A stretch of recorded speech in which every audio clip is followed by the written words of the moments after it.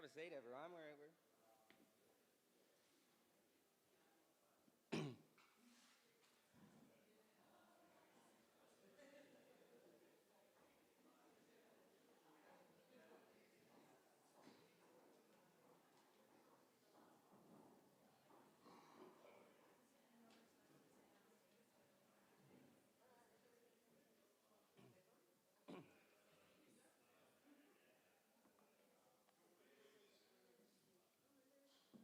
Hello, how are we?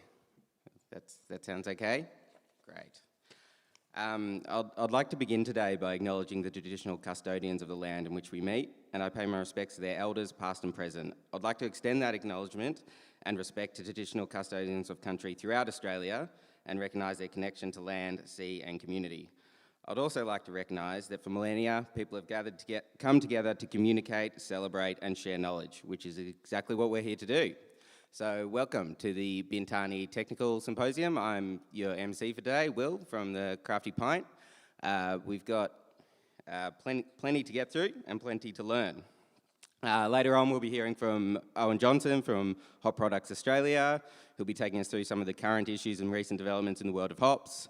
Sam Bethune from Bintani and Kylie will be talking about New Zealand's Nectaron hop and walking us through some distinct beers, but hopefully you'll see the similarities between them as well. We've got Dale Meddings from Bintani to chat to us about fruit additions, purees, and Bridge Road's head brewer James will be taken to the stage then as well. And of course, since we're at a hop festival, we're going to be talking about hazy beers. But first of all, I'd like to welcome Kylie Lethbridge and Tiff from the Independent Brewers Association to the stage.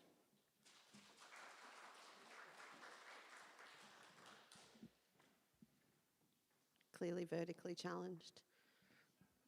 Morning, everyone.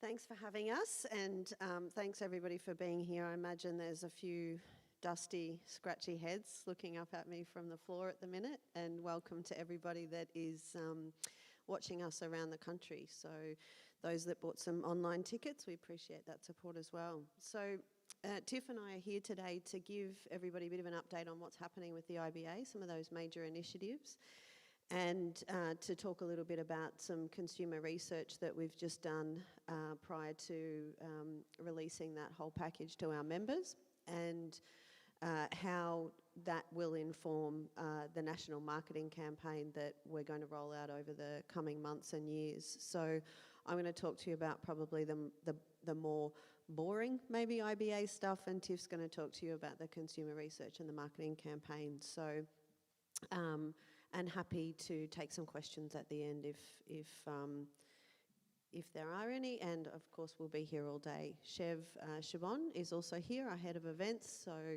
between Tiff and myself and Chev, I'm sure we can answer any questions you've got about the IBA. So again, for IBA members, we've had a significant increase in brewery members and associate members over the last couple of years. And we're very grateful and thankful for the support that we get from the industry, and feel hopefully that it's a real belief in what we're doing and what we're trying to achieve as an organisation on behalf of the industry, not just for breweries, but for their supply chain and all stakeholders. So one of the things that we did late last year, the team had a look at what we felt we could achieve this year, and as a result, those who are in the loop and looking at our comms would know that we cancelled Good Beer Week and BrewCon this year to focus on the development of a significant amount of member resources. That consumer direct marketing campaign we talked about, we're developing a new partner program, which are opportunities and ways for other businesses to engage. We've had a good deal of feedback from industry partners that they want to support the future of the organisation as well, not just the events that we do. So we're building a program and hopefully launching that in the next couple of weeks that looks at being able to get better access to our programs and the resources that we provide for members.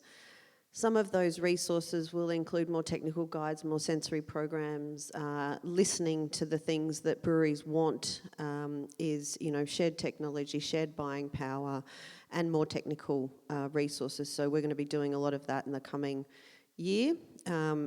We also had a lot of engagement last year through the development of our 10-year roadmap with KPMG. So again, heard loud and clear what our brewery members need and are putting plans in place to do that alongside our project groups. We have an amazing array of people that put up their hand to work on behalf of the industry as well. They're volunteers and they dedicate their time to those project groups, and what comes out of that for members again will be increased this year.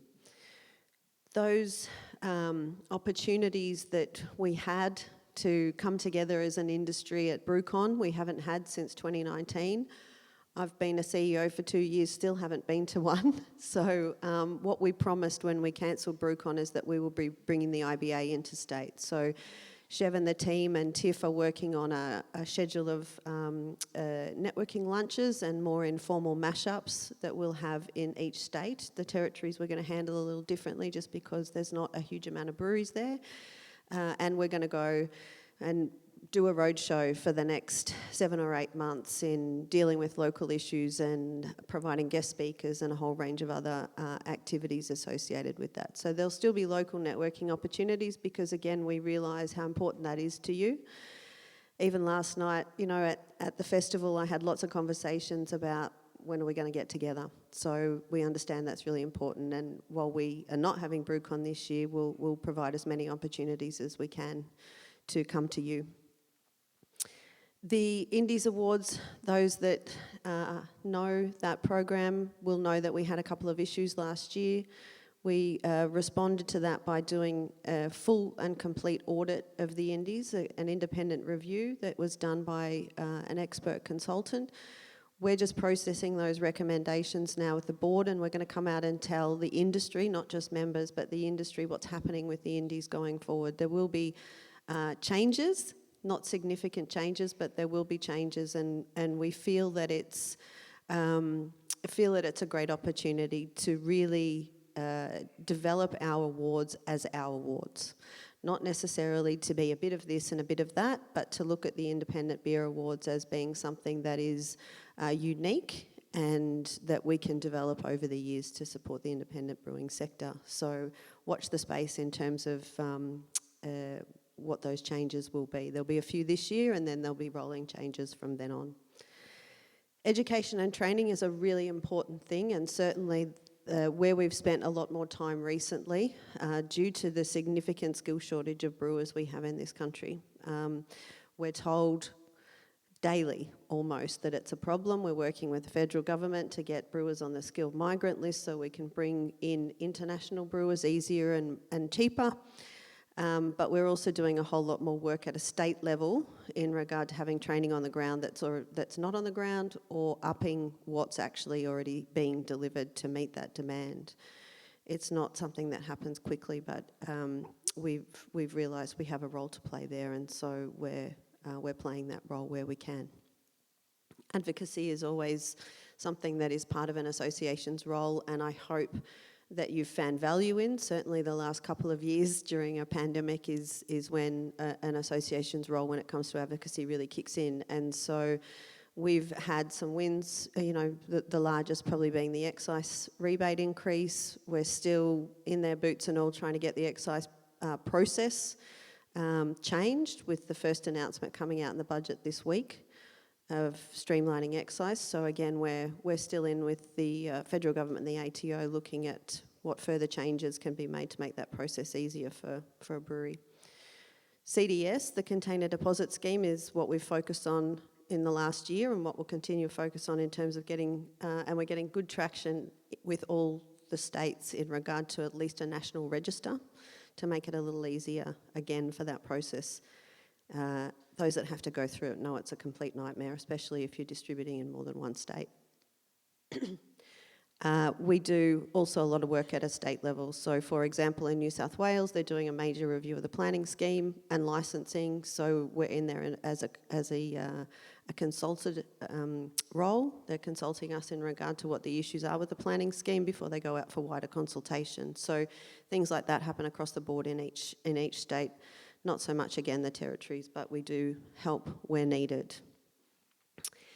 State-based activity, we're really finding that there's some although we have national programs and plans and aims and objectives and resources that we deliver that benefit everybody, there's certainly some benefit in working locally. So we've got some projects we're looking at in Tassie. We're also doing some bespoke projects with the Southwest Brewers Alliance over in WA, and are finding that that is generating quite a lot of positive feedback, and we'll continue to do more of that as time goes on.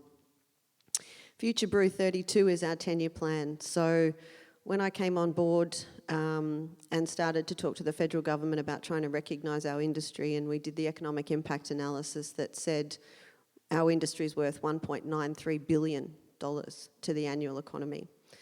The Fed started to listen to us, and it's one of the reasons why the excise request was taken a little more seriously, I think, because we had the numbers in terms of the value that we provide to the national economy.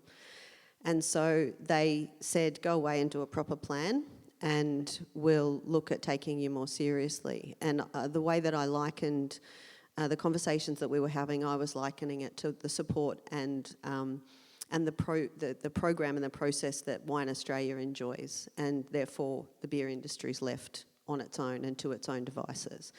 And so we begged, borrowed and stealed to try and get enough money to fund a plan that the federal government would take seriously, and to be able to engage a company like KPMG to be able to do it. Thankfully, the New South Wales government found value in what we were trying to achieve, and so the state government funded a national plan, and we're just finalising that at the minute. We'll be launching it in Sydney, waiting for a date from the Minister's diary, and then we'll be going hell for leather at implementing. We've already really started implementing some of the actions in there, but it basically sets out what we need to do to ensure a sustained growth of our sector. You all would know better than me how quickly the indie or craft beer sector has grown since 2016-ish, and that rapid growth comes with some challenges, particularly when it comes to skill shortage. So the plan looks at trying to set out a really a more sustained pattern, and what we need to do as an association and what the industry needs to do to be able to ensure success in the future. So that's an exciting piece of work, and hopefully when you see it, our members again will see it in the next couple of weeks, because we're going to come out and say, did we get it right? You all filled in surveys, you all came to industry engagement workshops. Did we listen? Were we missing anything? Because this is now what the federal government are going to adopt as their plan to support the independent beer sector for the next 10 years. So again, please, if you can do nothing else, is have a look at that when it comes out. And I would call on the whole industry to have a look at it, because it does involve everybody. The consumer marketing campaign is also something that our members told us loud and clear. If we carry the independent seal on our packaging, you guys need to do the work on your side to make it mean something to a consumer. And so we launched the independent seal, again, 2019, and then a global pandemic hit. So we've done our very, very best to ensure that we have some mini campaigns and some mini direct-to-consumer activity through trade and off-prem, but we realised that our job really now needs to be, having consumers value and potentially change some purchasing behaviour based on that. And so we undertook, again with KPMG, because it informed that 10-year plan, we undertook a really sexy piece of research that's going to be available. The full piece of research will be available to our members. Tiff is going to take you through some of the research as a little sneak peek, and also then talk to you about what that national campaign rollout will look like over the coming months.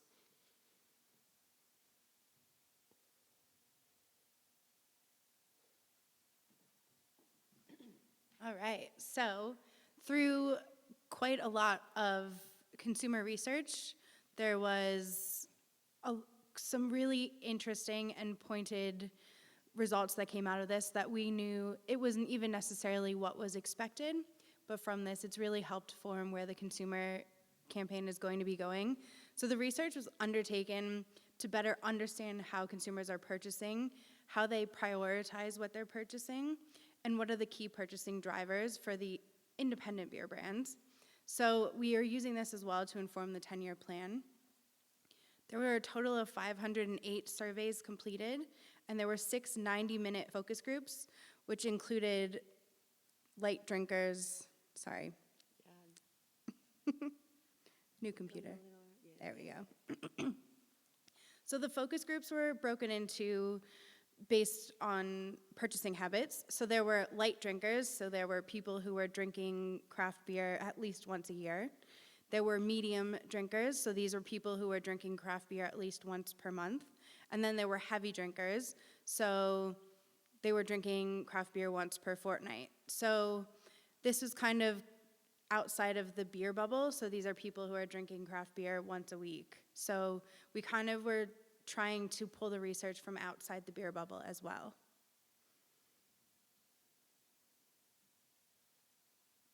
So we did ask what the IBA needs to do to help grow the independent brewing sector. We know that there needs to be increased knowledge and awareness of the ownership and what independence actually means and how we can increase engagement, because this will affect the consumption amongst the lighter and medium drinkers. So we're really trying to encourage people to make a choice when they're making that choice, whether it's once a month or once a year. There's a role to play for fans, so this is where the beer bubble actually, where they're becoming advocates for their independent beer brands that they're drinking. I think we all know that. We know that our fans are our greatest asset.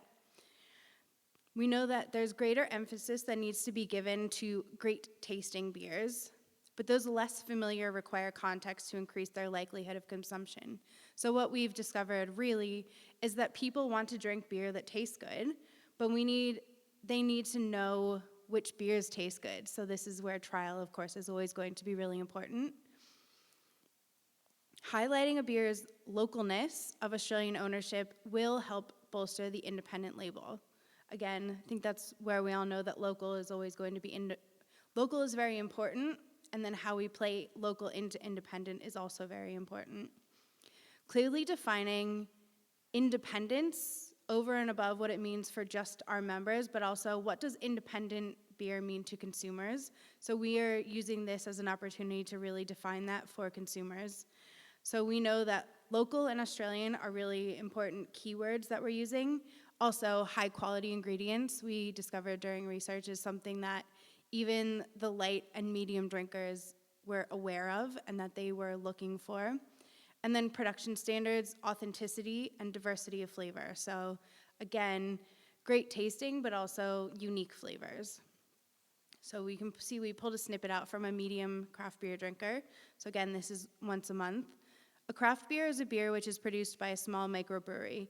The brewery is a small business which would generally have only one location where it is made. That craft beer is not mass produced, and it wouldn't be a beer which could be found throughout every major alcohol supplier in Australia. So this is the pretty general consumption of what are we looking at with an independent beer here. So what came out of the very most important thing to these consumers across light, medium, and heavy was taste. So consistently, taste was claimed to be the main consideration for purchase. Style. So drinkers tend to stick to a style they know they like, and they'll maybe try a different brand, but they're going to stick within the styles that they know. Price. Obviously, there's an expectation that craft beer will be more expensive. Brand is going to play a role in familiarity as well as style, but maybe secondary to style.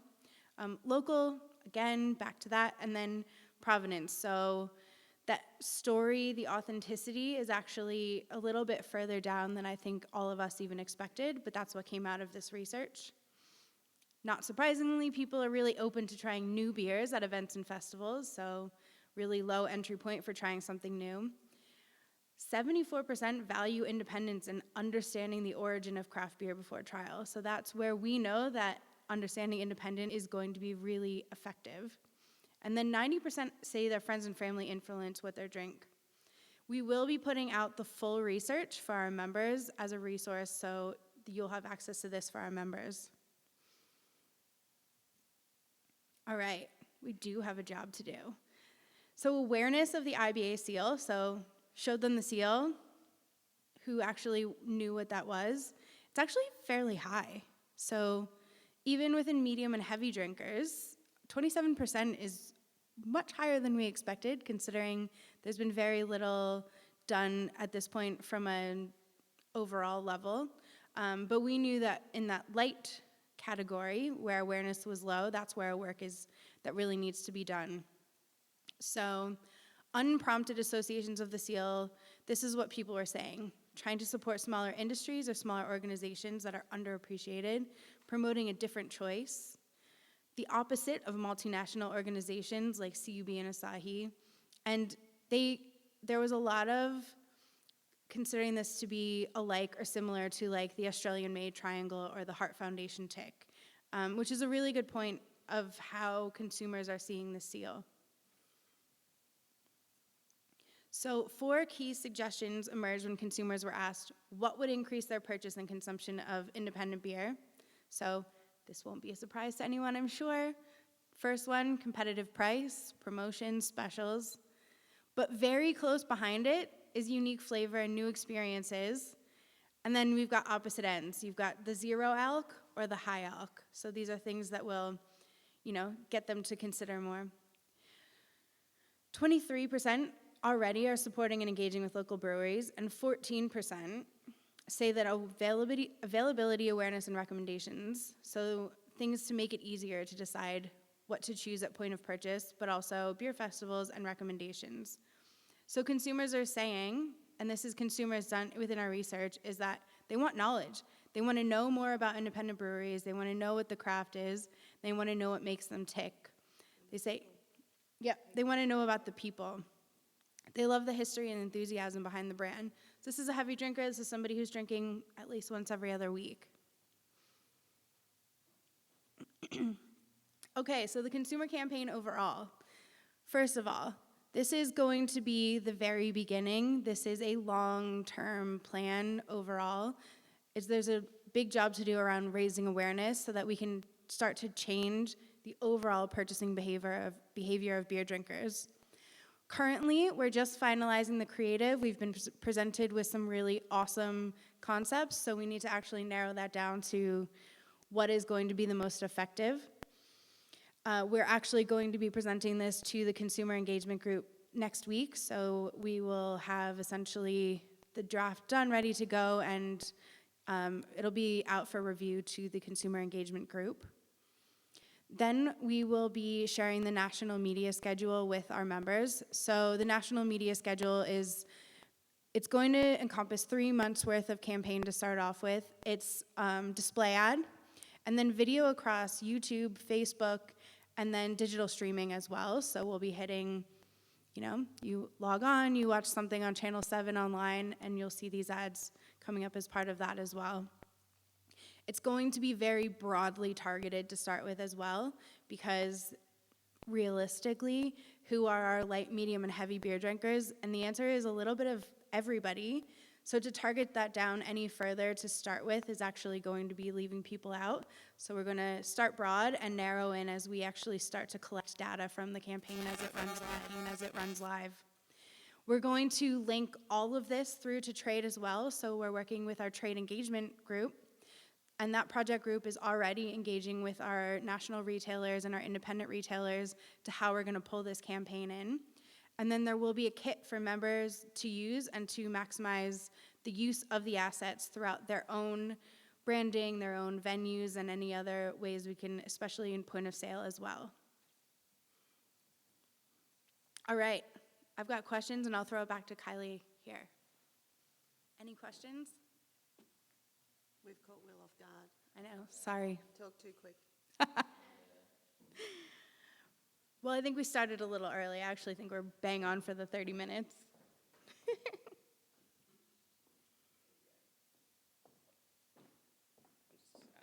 Can I just jump in here? Yeah. Because we're streaming, I'll run a mic down to you if you can, so then everyone can hear it. Does that? Yeah, there we go. Great. Any questions, anyone?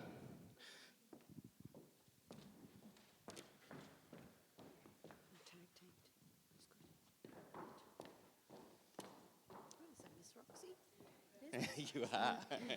Here's Roxy. Thank Thank you. Thank you. That was so interesting to hear the IBA plan and the market plan going forward. I was wondering, with the research groups, do you have any idea of when they were talking about independent or craft, if what they meant, or if they knew the definition of the differences, or were they talking about indie or craft as including squires and creatures and that kind of thing?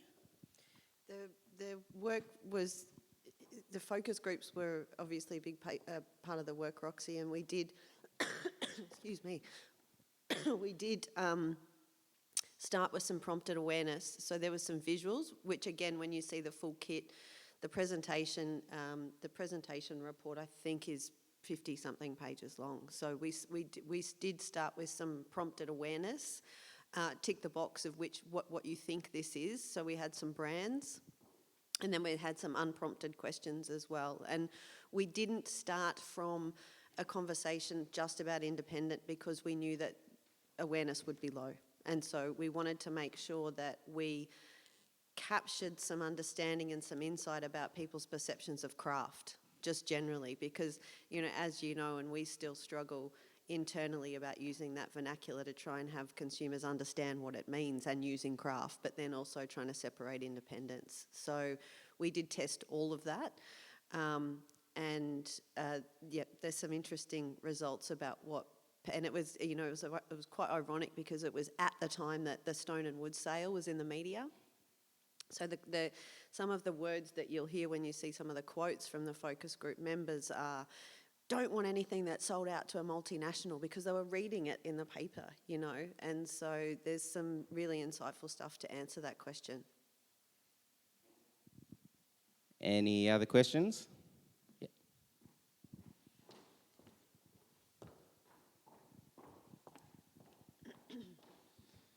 Thank you. Just a quick question about the shortage of brewers in Australia, and what I'm just interested in what state level sort of the training on the ground might look like. What are the sorts of ideas floating around there, please? Sure. We're doing something different in each state. So, and while I was busy doing things differently in each state, I realised that there was a real issue with national alignment of course material as well. So we're going to try and tackle that by maybe the IBA potentially playing a role in what the certificate 3 essentially and 4 might look like. And so in New South Wales, as an example, we work really closely with the Department of Education and TAFE to put as many intakes. They've got a 3-year waiting list, so we're trying to do 2 intakes a year now. We also then realised that as a result of doing more intakes, we've got a shortage in trainers. So we went through an expression of interest process where TAFE funded 15 people to go through their cert to be a trainer, so we could get more through the door. So that was a really good partnership there. In Victoria, we've been working with Bendigo Kangan to try and get as many incentives attached to them offering the Cert 3 as possible from federal and state incentives. And we've lent some support to Federation TAFE to go beyond their current kind of one contract with a multinational to be able to have more providers locally. Queensland Brew Lab's at capacity and there's no regional option, so we're working with the state government. We're actually putting in a funding application to build an apprenticeship, as a brewery apprenticeship. South Australia, we got a government grant last year from the Department of Education to run the Cert 3 as a trial, and that was really successful. So what they do is they try these things, and if there's more demand, they'll probably put them on permanently, and that's what we're trying to do at the minute. Again, problem with the trainer, so they're advertising at the minute for somebody to actually take the brewery course, or we can't run it. And in Western Australia, there wasn't anything other than a short course that the university offers, so we're dealing and getting quite a long way now with TAFE and, again, the Department of Education to offer the Cert 3 in the southwest, so a regional option, and then we're looking at a metro option differently. But we're also trying to get some alignment on the East Coast to have them all write the Cert 4 together, because we currently don't offer the Cert 4 in Australia. So we're all, hopefully, which has been a long process trying to get 3 TAFEs in different states to work together, to be very honest. And so we're hoping that we can pool our resources or pool their resources and share the writing of it so it's done quicker. And then, again, we'll have a look at what role we can play once those bits and pieces are done in potentially the IBA being a training provider or some such. So lots of work going on, and some uni options as well for bachelor quals. Thanks, Kylie. Any other questions from the floor? We're here all day, Will. I have a question. I was just wondering, you mentioned the Southwest Brewers Association before and connecting localness with independence. Have you looked into trying to get a few of these groups, more of these groups off the ground in other parts of the country, and how the IBA can support that? Yeah, as I mentioned earlier, it's we've seen real value in doing things at a state level, not a one-size-fits-all model. And the Southwest Brewers Alliance is a fantastic example of shared values, shared vision, and we can play a role, as well as the Western Australian Brewers Association. So we're all working together over there now, which is fantastic. And you know, that again is a good example of 12 breweries that are in a cluster, we call them, because that's the language government likes to use, and therefore funding comes as a result, that got together with some shared needs. And it's not just industry development that they're looking at together, they're broadening visitor experiences, so tourism's involved. And so the government have then funded the Southwest, the Development Corporation funded the group to write a plan that you know, what happens with that cluster of breweries over the next few years. And then once the plan's written, the government will provide some funding for its implementation. So it's a really brilliant example, and that's where this training opportunity has been fast-tracked, because we've got the cluster and because we're already working with government. So other things will come out of that relationship building, and you know, we're working, again, something similar in Tasmania, just to get a few projects up and running. And you can do that with Tassie as a whole, which is fantastic, rather than having to look at regions. But again, we need to treat each state differently.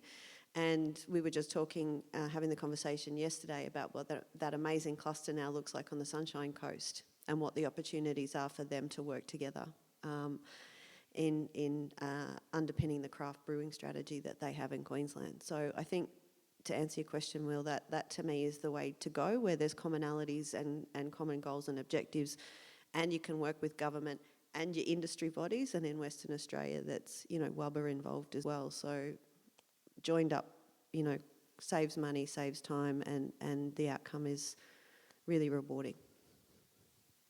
Great. Anyone else?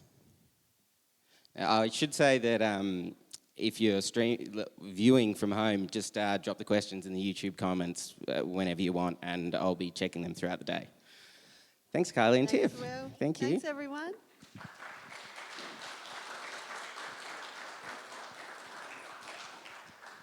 Okay, I would now like to welcome Owen Johnston from Hop Products Australia to the stage. As he comes up here, I'd like to thank Hop Products Australia for sponsoring the whole weekend. I'm sure I'm speaking for the Bridge Road team when I say without them, it wouldn't have been able to happen, and it means a lot to everyone. Yeah.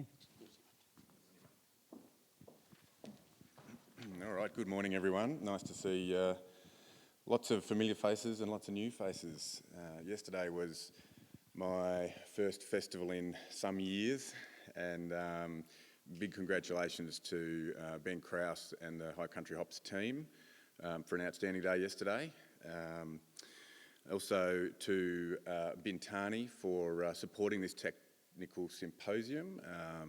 Bintani stock a comprehensive range of world-class ingredients for brewing, for beverage and food manufacture. So if you don't know them, they're a great bunch of people. Go and say good day and make some new friends.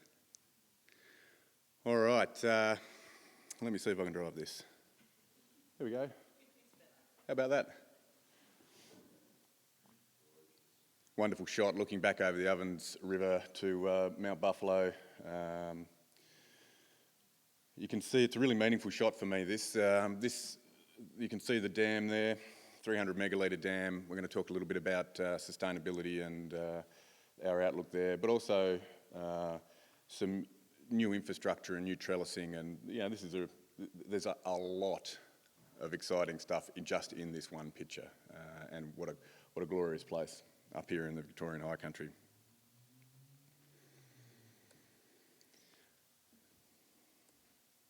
All right, so by way of global hop report today, I'm not going to get bogged down in individual yields and variety trajectories out there in the States or in Europe. That's, it's kind of widely available. So what I thought we'd do today is have a bit of a wide-ranging chat about it, and throughout this prezzo, apologies to those people who are dealing with slightly dusty heads already. This narrative wanders around. Please feel free to stick your hand up and we'll get a microphone down to you. Your questions will aid me in trying to deliver a continuous narrative. So I'm sure I don't need to tell you guys how we were all feeling there. In March of 2020, I think it was the 23rd of March, they shut down hospitality. I certainly remember, it still makes my heart pick up a couple of beats, the anxiety in the first weeks of April and the uncertainty around that. And it did hit breweries and beer consumption. Now some of these comments are based on information out of the States, because we've all lived our Australian experience here, so no need to tell you about that. And they shared a very similar experience in terms of downturn in on-premise and a pivot to off-premise and overall a decline in beer consumption. But it was less severe than expected, and I think both here and in America, the brewery openings continued. And although the number is a little less transparent here, in talking to Kylie yesterday, it seems like breweries in planning is still very strong here, and we expect brewery openings to continue throughout the next 12 months. So that's just a fantastic indicator of the resilience of our industry and our beer drinkers.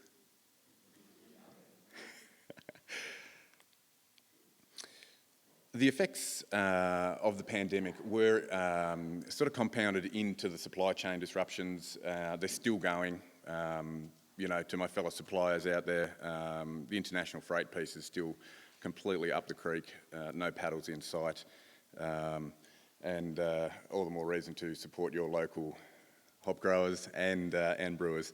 So I guess the disruptions were to packaging and raw material, but also to people. So that human impact of the pandemic is real. So one of the outcomes of the decline in on-premise was both the brewer and the hop grower's ability to trial new hops, and that immediate feedback from that taproom setting. So as far as we were concerned, putting yourself back in the hop grower's shoes, that was unforeseen in some ways, not a priority by any stretch when we're all in that survival mode, but in the long run, because the nature of hop breeding and commercialisation is so long, to lose that ability to engage with consumers and brewers directly on new hop cultivars was a bit of a blow. Into some good news, generally the industry is expected to bounce back. The macro consumer trends, as I understand them, still exist. There's lots of premiumisation room for beer to continue to grow. The sort of percentage of craft consumed in the American setting dipped somewhat over this time, and we know from some of the other sort of beverage premiumisation models like coffee or whatever, that there's still plenty of headroom. So once we can get through, there will be life after the pandemic, and once we can get through that, I do think that the picture still remains pretty strong. At the moment, you can pretty understand that global hop acreage is remaining quite steady. A small increase this year, 1.6% from 20 to 21. It's pretty obvious why hop growers would be quite conservative. Deployment costs and infrastructure costs in hop farming are a significant barrier, and with a downturn in volume, that is a permanent shift in demand. So that demand's not coming back. Just because hospitality opens up, you don't sell twice as much beer as you used to. All right? So that is a permanent offset of that demand. Yield remains flat, not flat as in depressed, flat as in steady. This is somewhat remarkable because we do see in almost the entire European acreage is unirrigated. Climatic effects are creating some more dramatic swings in yield. So to have yield steady, that's a good thing. As far as we understand it and our role in the supply chain, bringing international hops here into the Australian market, we work quite hard with our suppliers and our farmers in the States in particular to make sure that we select great material for our Aussie brewing customers. So I'm very pleased to say that the quality remains quite strong. Generally, as a trend, the aroma and dual purpose hops continue to receive support at the expense of the classic alpha varieties. Citra has the highest, these last 2 points are quite well related. Citra has the highest acreage, followed by Mosaic, right? There's some quite nice charts available of the proportion of proprietary, flavour-orientated hops that are now grown, and it is an astronomical, something like 40% of all the hops grown are proprietary flavour hops. So that's Galaxy, that's Citra, that's Mosaic. To give you some context about acreage there, Citra, it's nearly 12,000 acres alone. Now, HPA just cracked 2,000 acres for our whole operation, right? So Citra as one variety is immense, and Mosaic about half of that size. So those trends dovetailing nicely for me in terms of those premiumisation trends, the hop forward beer styles, as the ladies from the IBA were explaining in that customer survey, there was keywords like flavour and unique and difference. That's very reassuring because that's the business we're in. Yes, we grow hops, but what we do is provide key ingredients that help brewers create difference in their beers. So, current circumstances, you would be forgiven for seeing some indecision amongst brewers and brewery business owners.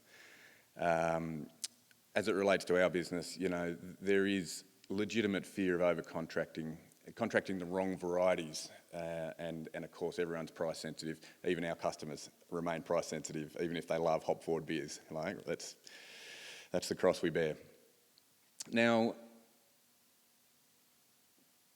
I absolutely empathise with these fears, and especially the piece around wrong varieties. Quantities, we accept some variance in planned volumes against actual volumes that you get to sell.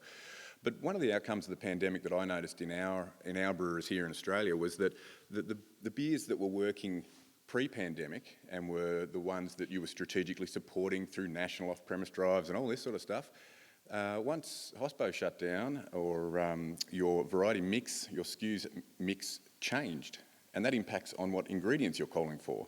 And so the last couple of years has been really, really fascinating and a lot of work working with brewers to remain flexible and to make sure that your demands are met by us in the middle of the supply chain. And we absolutely remain committed to doing that. But I would say there will be life after the pandemic. You guys as commercial brewers have proven to be outstandingly resilient, and it was really impressive to watch our customers change up their business and successfully make their way through these last couple of years. It's been outstanding. What we do need to do is be mindful of how important it is to us as hop growers that we still need to have conversations about supply. We need to align what we grow with what you want. We exist to connect you with the ingredients you need to make these great beers. And those conversations, as we've always said, those conversations, have to happen for us to stay aligned with your needs. In that last point there, we live in an era of climate change. It's better to have a buffer. With the supply chain interruptions, I could have written that as we live in an era of uncertainty and it's better to have a buffer. Pre-pandemic, we were all pretty good at running thin stock levels and calling off just in time, etc., and that's great. But as you all have probably been affected by these things, our favourite local couriers and forwarding contractors have had, TNT's had warehouse shutdowns across Australia, boats haven't sailed, so I would strongly recommend to give some strategic thought to your carry-in stock year to year. Carry a little more of the last crop year into the next crop year. Carry a little bit more stock on your brewery floors. Carry a bit more with us in our warehouses, and protect yourselves from that uncertainty around the supply chain at this point in time.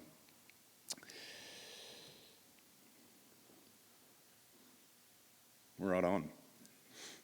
So, as far as a hop farm perspective goes, we still do lie at the mercy of the weather.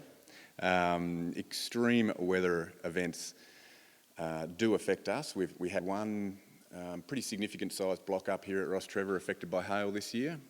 One of our topaz blocks also got pretty much a hammering, and that took the tops out of the whole block, reducing its yield by about a quarter from expectation. So significant weather events still remain a threat to us delivering yield and quality. These are some of the drivers for us in diversifying our acreage into different valleys and across the states. So we're just coming to the end of our most recent round of capital expansion, where we've established a third processing site and a 300 hectare garden in the Buffalo Valley over the Mount Buffalo ridgeline from Rostrevor.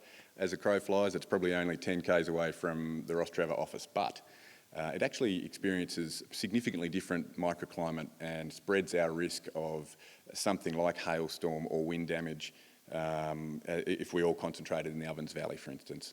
It's the same reason that we see farming in Tasmania as a cornerstone in our production paradigm, that we will have this geographical spread in order to mitigate our risk of climate change and of those microclimate events that could impact our crop adversely.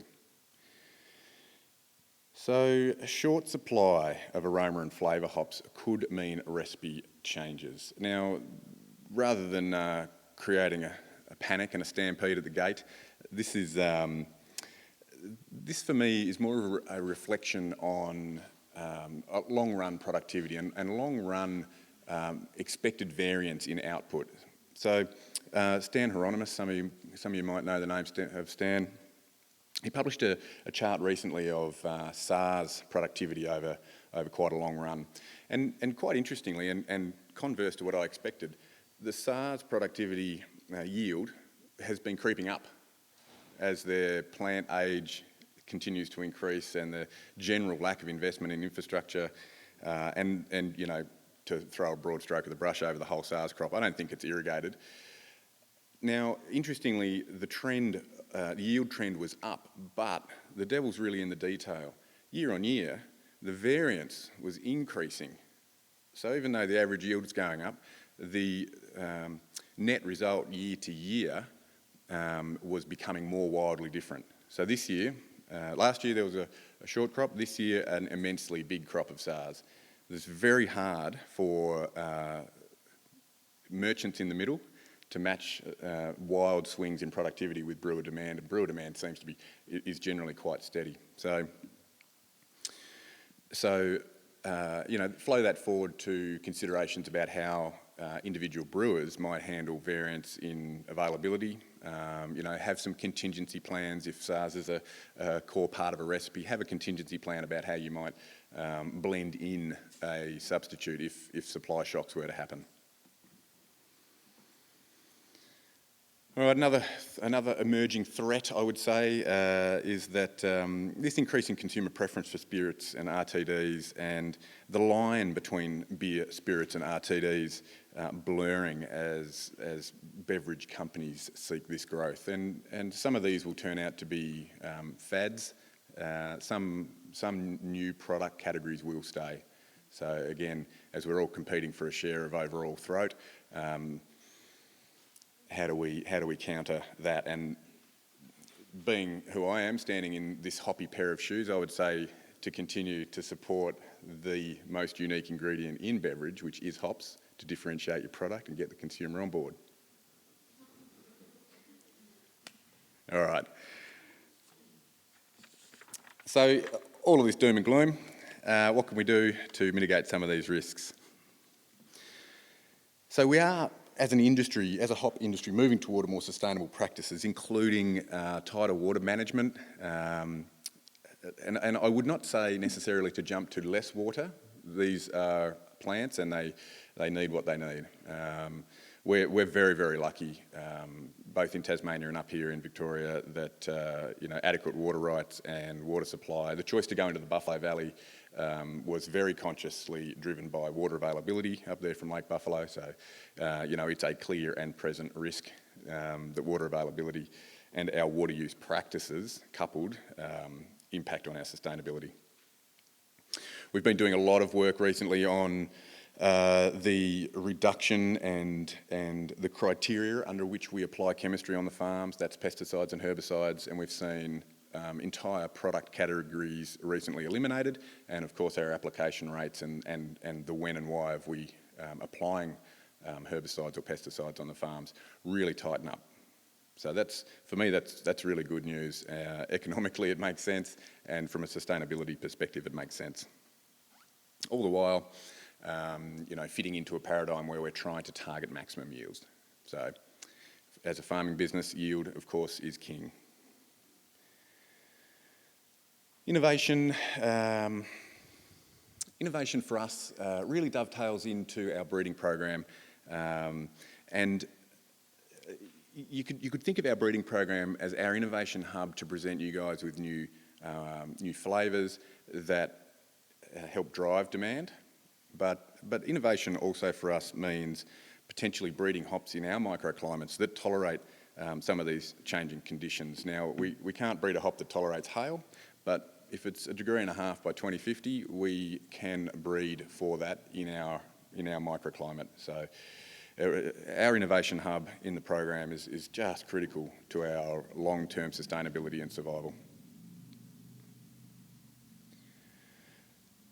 Developing new hop product formats to improve brewing efficiency, and you'll see in that picture next to us is a jug of Incognito, a fantastic high-impact flavour hop for the late Whirlpool edition.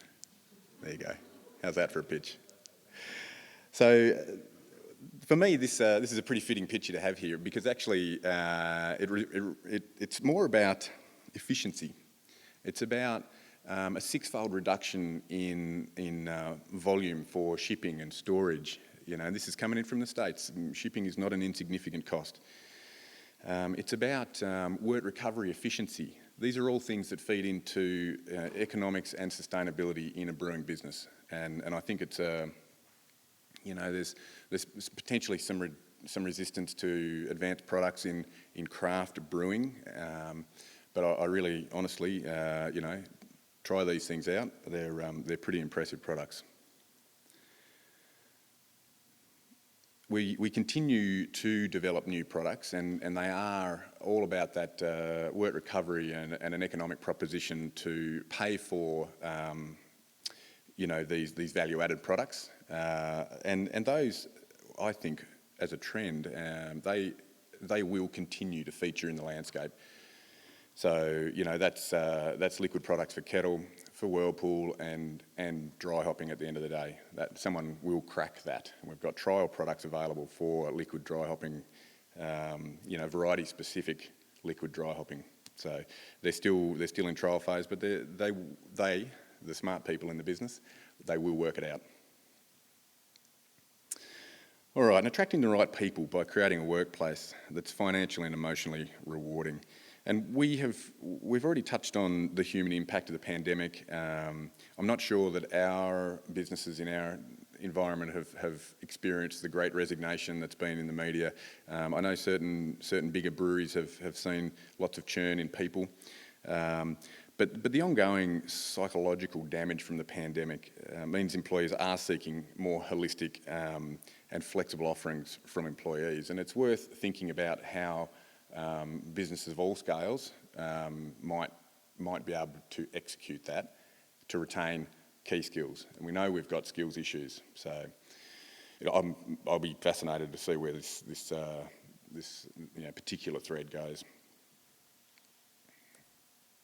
All right, Aussie Hop Report. Now, the Aussie Hop Report is still in its early stages. They have only just finished rolling tractors yesterday. We know and we expected a mild growing condition this year. Right from the get-go, we saw some really big rain coming through the Victorian high country.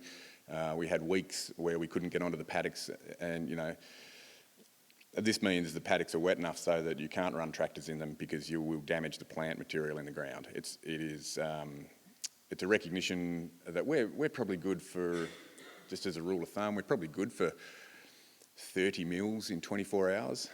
And there were many occasions where we exceeded that and we couldn't do farm operations. So it was a wet season up here, a little drier in Tassie, and the Bushy Park farm is in a bit of a rain shadow from the big mountains behind. So Bushy got away with a little more than Ross Trevor did. I was hopeful that the mild season might suit our hops. Most seasons we would experience multiple blocks of days of high 30s and into the 40s, and up here in the high country, every time I come up, it's bloody hot, right, in harvest, and poor Tasmanian blood in me starts to boil. So this year I was kind of hopeful that the La Nina pattern might actually suit the hops. You can see it in the hops. After 4 or 5 days of those high 30s and early 40s, the plants are under a lot of stress. We throw a lot of water at the canopy to try and cool the hops down, etc., etc. And I thought, this could be an opportunity to see. Well, it didn't really work that way. It was a bit too mild. What they need is bright sunshine and of course, the persistent cloud cover through at least half of the growing season set them back somewhat. As I said earlier, the numbers aren't in yet, so I can't go breaking news right now about how the yields actually came out. In terms of the capital expansion and the new acreage that we've been deploying, we took lots of questions in the lead up to that about how we were going to handle extended harvest windows and the responsible harvesting for best brewing quality. And we matched the new acreage with the right processing capacity. So we completed the new processing facility on the Buffalo, 2 downhowers, 12 kiln floors, servicing 300 hectares. It's the same module of matched production capacity and acreage that the Ross Trevor farm services, that the 2 downhowers in Tassie service at Bushy Park. So we went and replicated our proven model of productivity to manage that expansion of our acreage, and that worked really well. So this year was the second downhower completed, and next year with the maturity in the newly deployed acreage and our systems now bedded in, they will be busy up here in Victoria next harvest. So I look forward to that. In amongst those comments about the growing season, I will say that it seemed to suit Eclipse, our newest hop. It seemed to thrive and was smelling. Last time I saw it, it was smelling absolutely magnificent out in the field. Galaxy, of course, gets a lot of scrutiny. It's our biggest hop. We grow almost 65% of our acreage to Galaxy alone. So everyone's always interested in how Galaxy's coming on this season. So this year, lots of babies deployed, so lots of first-year plants. Typically, we didn't harvest those. We let them grow a full season to look after the plant health for the first commercial year in year 2. Hops are perennial plants, they live in the ground the whole time. Okay, so you've got to look after plant health with a long run perspective.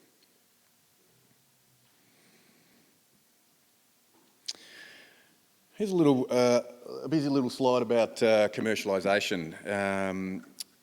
We talk about Eclipse as our most recent variety, and Galaxy, of course, an outcome of our in-house breeding program. We've been custodians of this program since the early 60s. It's had a long history of really important, successful varieties. Pride of Ringwood, released in the late 60s, was the highest alpha hop in the world at the time. Of course, it's very middle of the road now. Super Pride in the late 80s and commercialised in the early 90s, again, highest alpha hop in the world coming out of our program. Now we don't even talk about alpha, but hops like Topaz and Vic Secret coming in some seasons above 21%. It is a stonking big alpha hop. Tastes great too. So a long run history of success out of our commercialisation program. And our program is constantly creating new cultivars of interest. And we can cross for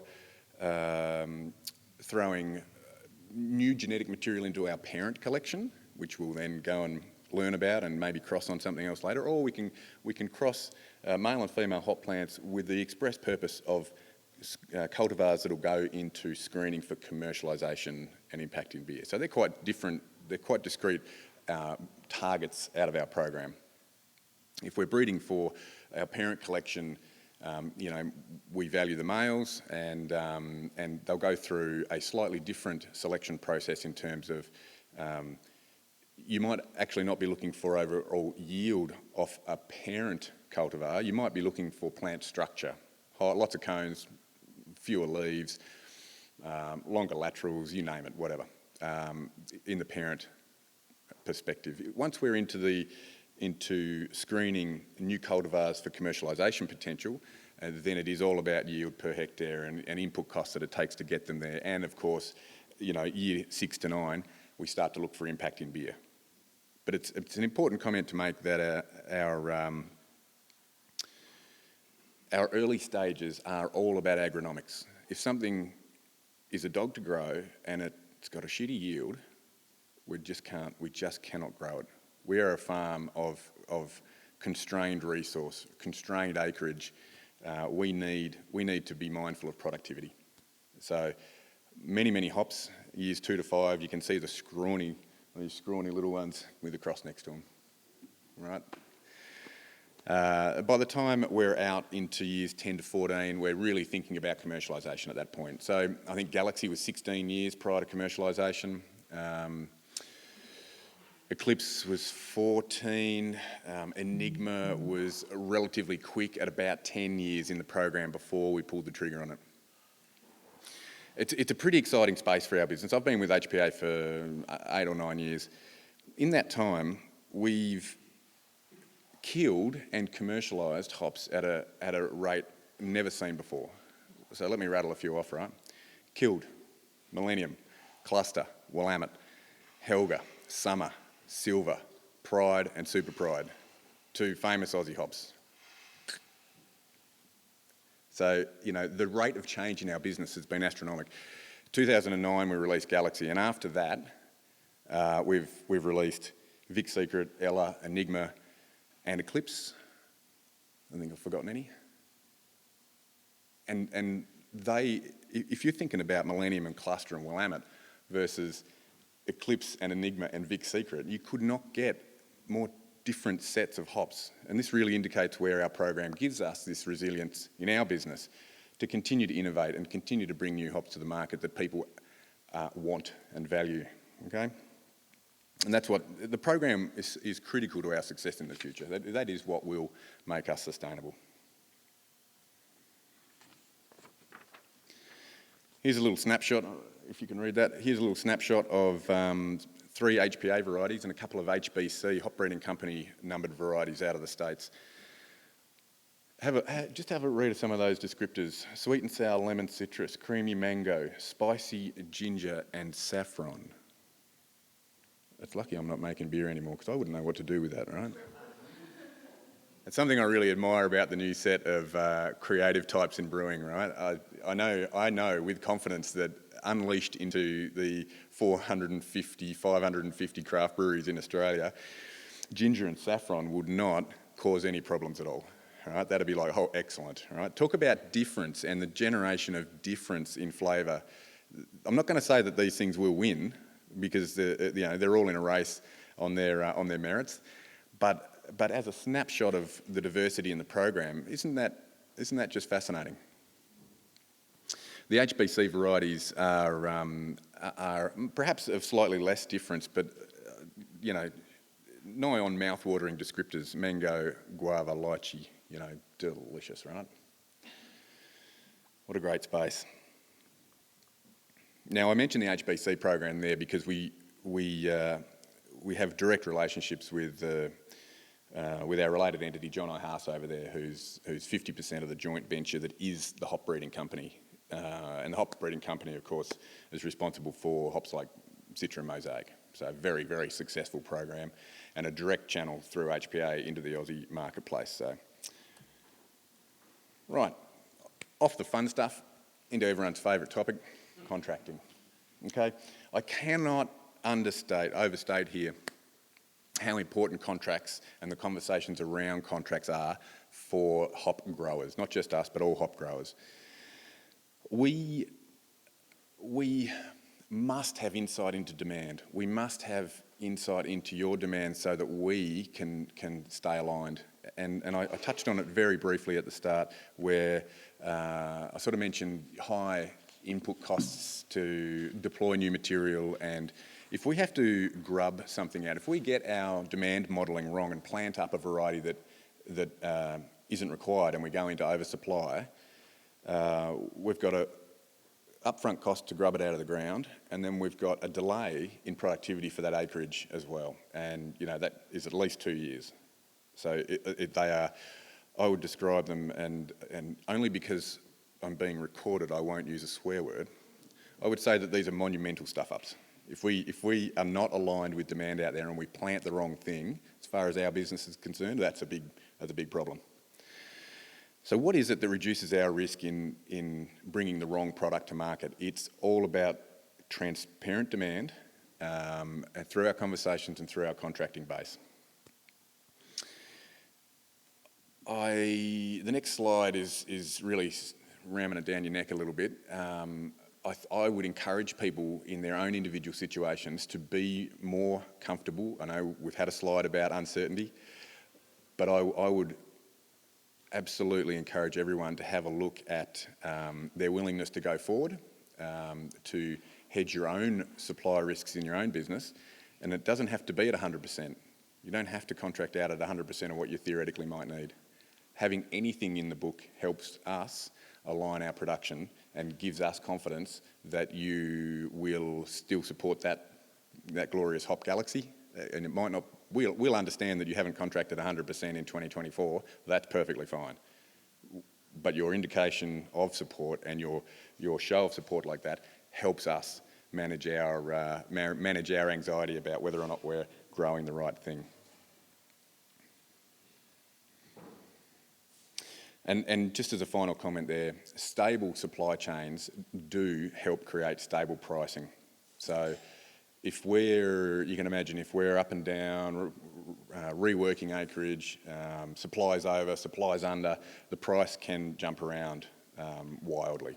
Now, we are quite proud of the way we manage HPA's proprietary variety supply, but it is also relevant for the international imported piece, and they are much more, those open market varieties are much more prone to wild price fluctuations, and to the earlier case about SARS is a classic.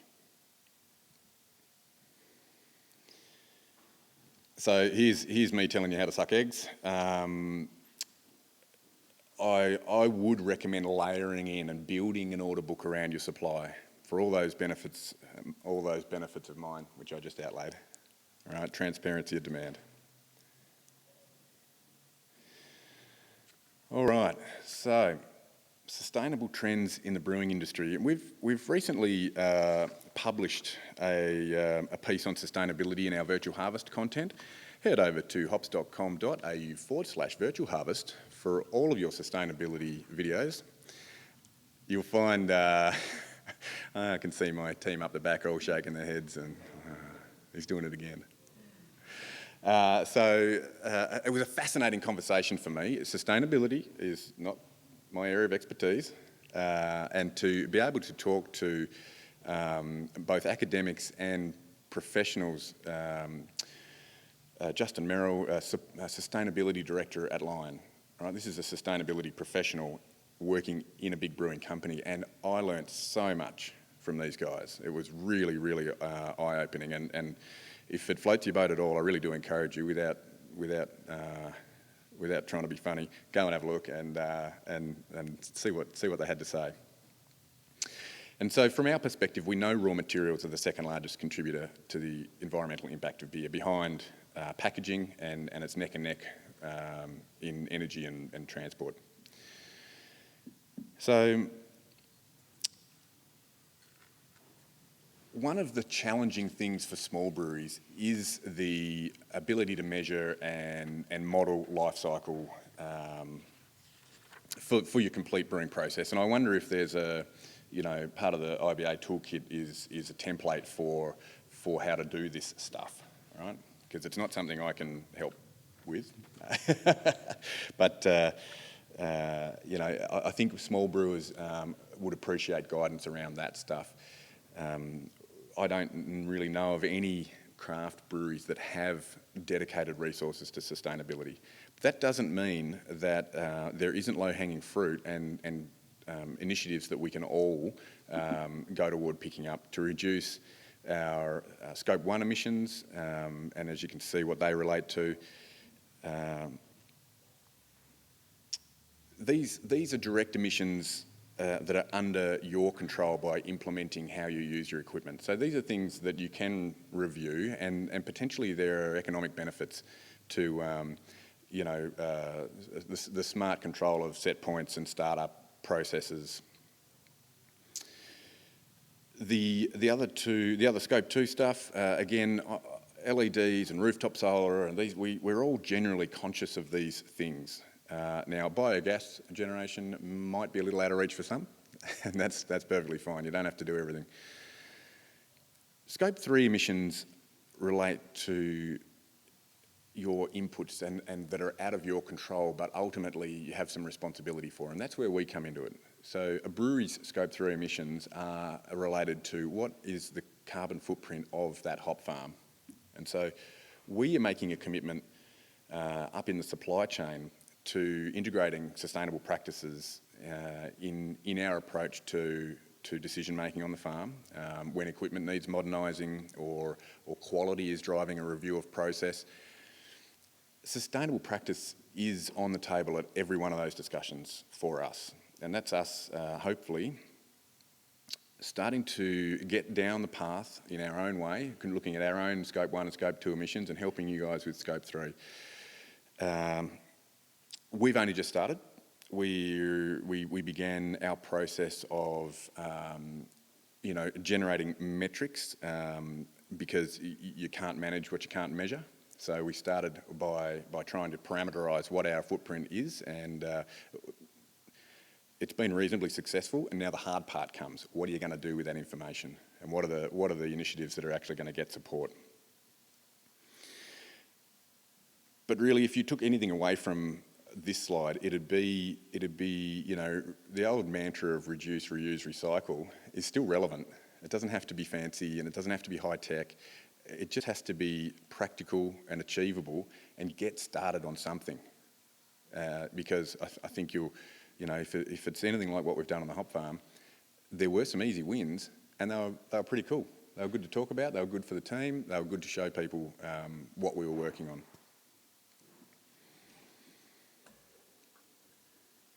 Thank you.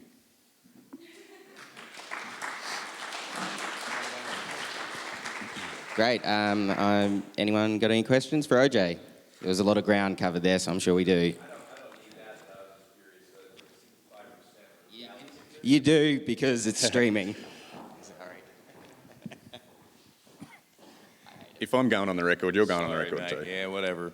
You know, with the 65% of the hops that are Galaxy, what percentage of that goes to the Stone and Wood Pacific Ale? Just curious. And in terms of you're talking about, I think Kieran coming down and giving you information, and just looking over, did they have any input into the production? Did they have any input into our production? Yeah. Yep. So to your first question about like the significance of a single customer, we don't have a single brewing customer of more than 2% of volume. So in a way, we have very low concentration of our business in key customers, which is a great level of risk management for us in terms of like if a single customer goes belly up, forget about the specific brewery, any brewery goes belly up, we're only moderately exposed. So that's quite a conscious thing for us. We'll support a brewery on a growth trajectory like that, don't get me wrong, but we make sure that, especially as it relates to Galaxy, it is spread far and wide. In terms of the second question, what sort of feedback did we get from Justin Merrill at Lion? Really, we didn't go into the specifics of our process and whatnot, but his commentary was around look for this, look for that. We know we've got major challenges, and parking some of the things like water management and reduction in fertiliser application and pesticides and all that. We are actively doing that already. The things that really highlighted to me that are hard problems we're going to have to stick with is how do we deal with that foil? That's a mixed media challenge that makes it almost impossible to recycle. So we're going to try and crack that. And we are heavily exposed to our consumption of energy, not electrical energy, but LPG to fire the kilns. There's a very large consumption there, and that will take out of the box thinking about how to take drying of hundreds of tons of organic material. What is that future perspective on that? How do we do that? And so if you've got an answer, just whisper it in my ear a bit later.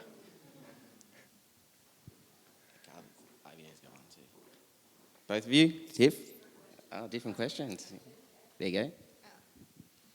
So I had a question around innovation. If you're planning essentially 10 to 15 years ahead of any given trends, what do you see knowing what's coming up through your innovation pipeline in terms of flavors or hop varietals in the next, say, 5 years?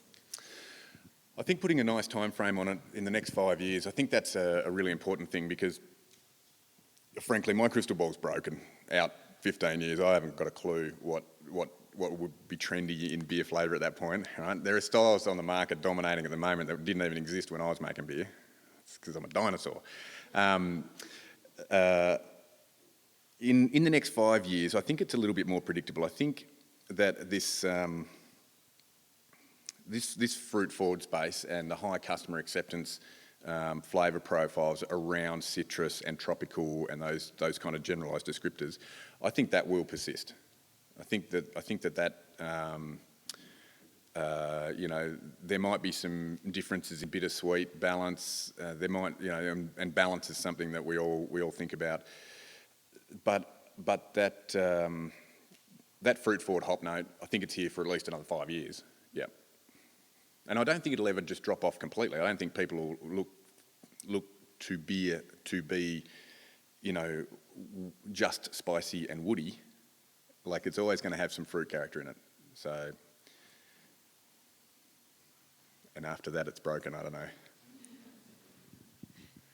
know. My question, I've learnt a whole heap about hops just in the last hour, so thank you. But my question is there's some notes that I've made about what we can do to talk to our members on your behalf. Other than individual breweries locking in contracts, what can the industry, as our body even, that has 424 out of the 600 breweries around the country as members, what can we do for you?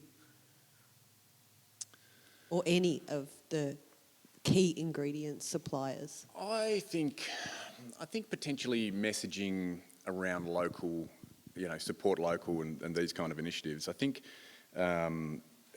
some of your survey results already showed that ingredients and provenance, although not number one, was down the list. It was still there. It's still in a top ranking piece. And we're standing here because of Bridge Road's initiatives, and I would cite them as a great advocate for provenance and connection to locality and sense of place, and being part of a local DNA that empowers their brand outside of their local area.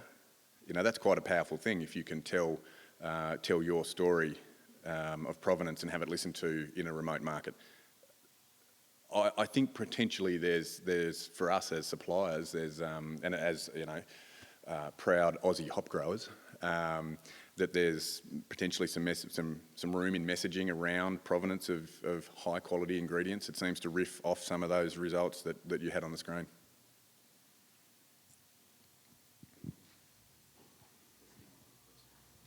Any other questions? Yeah. Ben was just going to thank me. Reid from Bright Brewing. Just on the topic of advanced hop products, when can we expect to see Galaxy in a liquid extract form?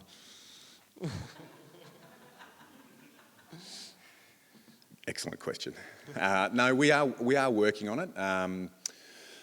We don't have so there's a number of levels of advancement. There's enriched pellet material, and then there's into the CO2 liquid extract and other ways in which you can extract into liquid the flavour active compounds.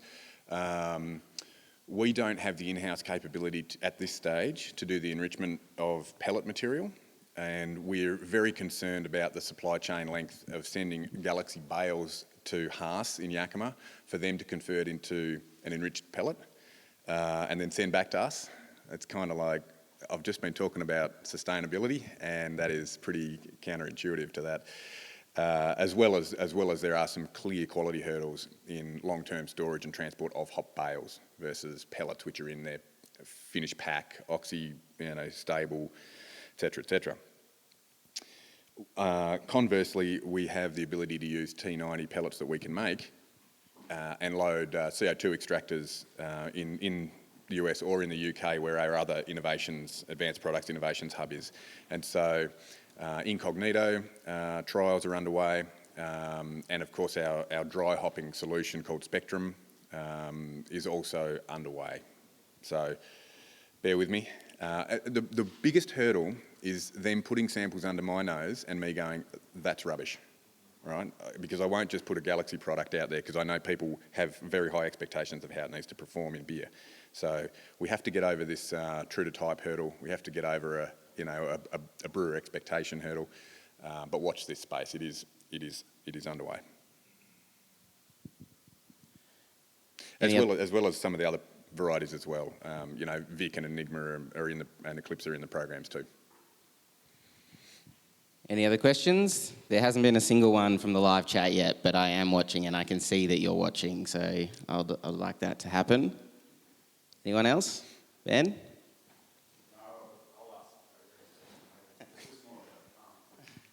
OJ, I was wondering, are you, as hop growers, really starting to feel a bit of that pinch from brewers looking for what's new in terms of varieties? Are you now almost feeling like you need to speed up the breeding process, because it is by its nature something that does take a lot of time?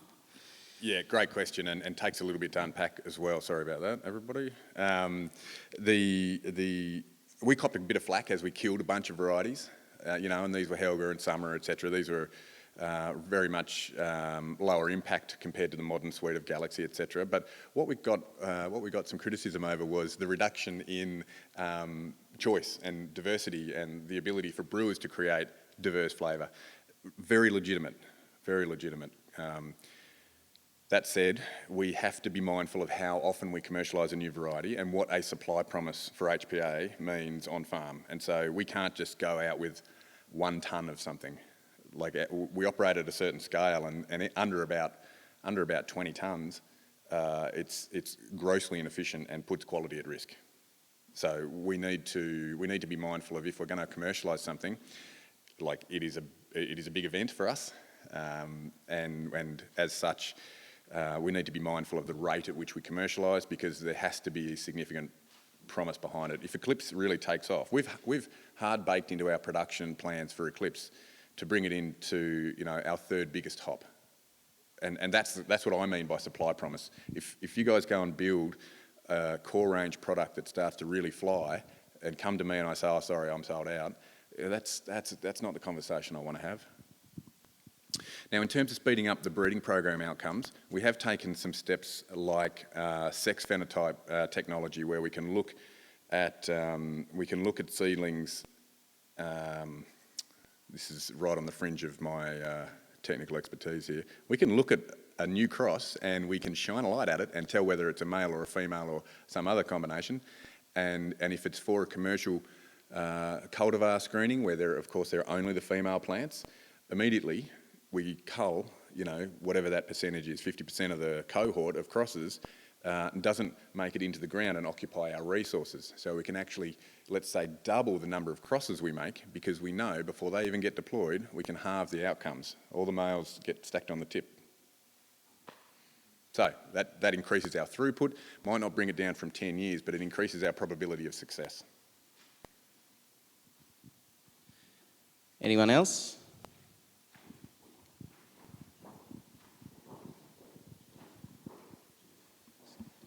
Sorry, a bit of a technical question. So when you're selecting through your breeding program, does alpha acids come into the equation at all, or is that just a byproduct of increase in selecting for higher oil content? No, that's a good question. We still work in like lead indicators of impact in beer, and alpha as a criteria has been downgraded, but it is still in there, and because we haven't really been able to split yet in our program high alpha and high oils. They seem to be, if we're targeting high oils, we also get high alpha. Now, if you know, like the next phase of the breeding program is literally, can we decouple and get a Galaxy 10 out of 10 impact hop at 3 mils of oil per 100 grams of hop at 6% alpha? You know, I think there's some clear benefits in there.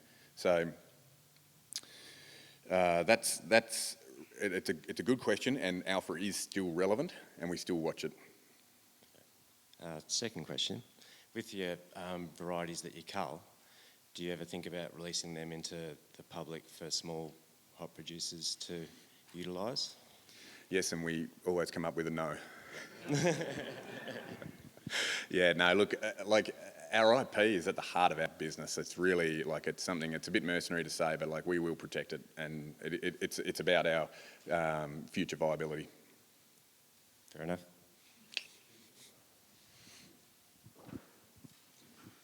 Anyone else?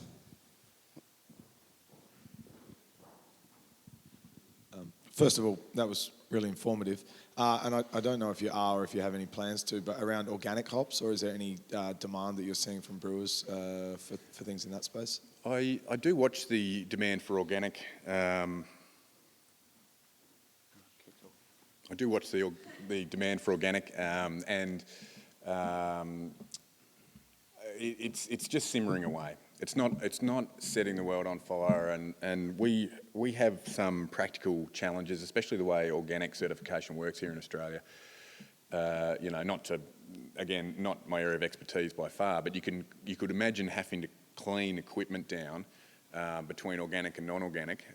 You know, and in our sense, when harvest pressure is on and a day's shutdown in the month of March is nigh on a catastrophe. So the practicalities of us doing it on our existing infrastructure make it very, very difficult. If the market for organic hops was to really take off and it was something that brewers wanted, we would absolutely consider it, but it might take a second set of infrastructure, for instance. I would say the market's not quite there for that, and we see the US market just ticking away. NZ has some organic options, but again, it's not like the organic is starting to take over the world or anything like that. So it's a good question. Anyone else? Okay, OJ, are you starting to really feel the pinch on that sustainability front as well, in terms of from brewers wanting to be able to say that how their hops are grown and that kind of thing? Yep. I would say the big breweries are leading the industry on this stuff, and rather than being cynical about it, I think the guys like Lion and Heineken, Heineken has put out an edict that if you are not carbon neutral by 2030, you will not sell product into Heineken, and that's really put a rocket up some very traditional hop growers, you know, who rely on that sort of alpha business. So those big guys, take their position in the industry really seriously, and they see that as an opportunity to lead from the front and to drive their Scope 3 emissions, which are my emissions, for the benefit of the whole industry. Now, you know, suspend your cynicism for just a split second, and I think that's a really important point to make, that these guys have the power to drag us somewhere we find hard to go, and I'm quite excited about it. It's very challenging, and you know, there's a lot of wrangling of different perspectives on what the right pursuits and projects are to support, but it is excellent to have pressure from the customer base feeding into our business to help us change and modernise.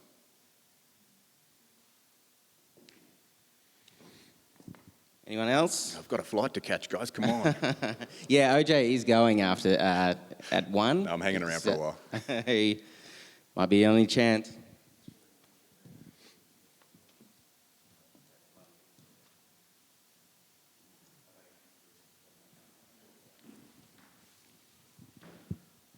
No one else?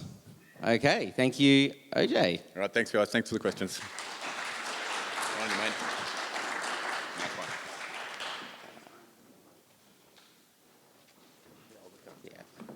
I'd now like to introduce Sam Bethune from Bintani and Kylie from New Zealand Hops. It is almost midday, so we are going to get to enjoy some beers shortly. And apologies, I'm sure everyone's feeling hungry. Food is coming soon, and we'll enjoy a beer now and then some food, but it feels like daylight savings is making my stomach do backflips at the moment. Technically, it's 12:30. Yeah, whatever. And just on that, some beers are part of what we're having our chat through today. So I thought it'd be a good opportunity just to grab a couple of minutes to stand up.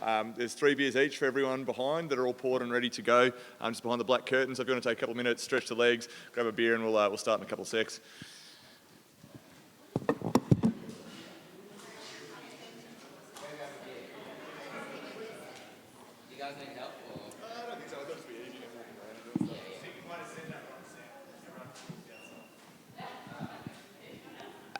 Don't go outside. The beers are in here. You can go outside if you want to leave, but the beers are inside.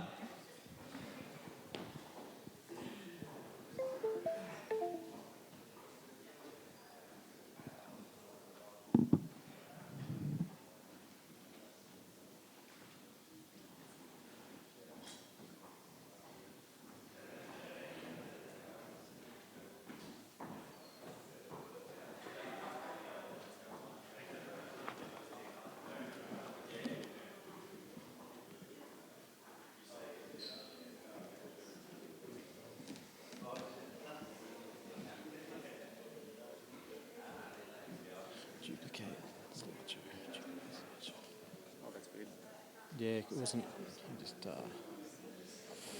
It's just a display thing. Yeah, show presenter view and slideshow. Cool.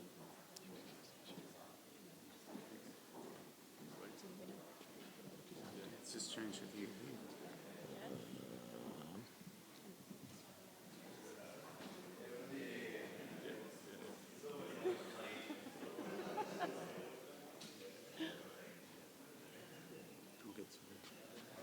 It's 28 or something, I think it was.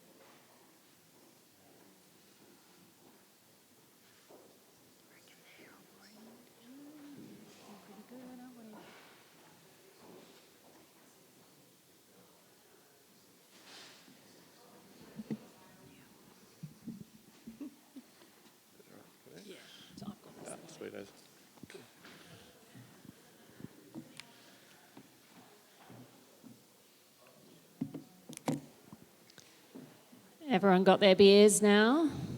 It's about time for a beer, isn't it? Enough time from the hangover from yesterday. All good? Alrighty, should we kick in? Yeah, let's do it. Okay. Sam. Curly. It's well, Everyone. Yeah, g'day. And it's a very, like some of the other presenters, well rehearsed and well-oiled machine up here today. So we're all over it, yeah, aren't we? yeah. I actually have to thank OJ for just, that amazing talk on hops and taking a lot of the pressure off us.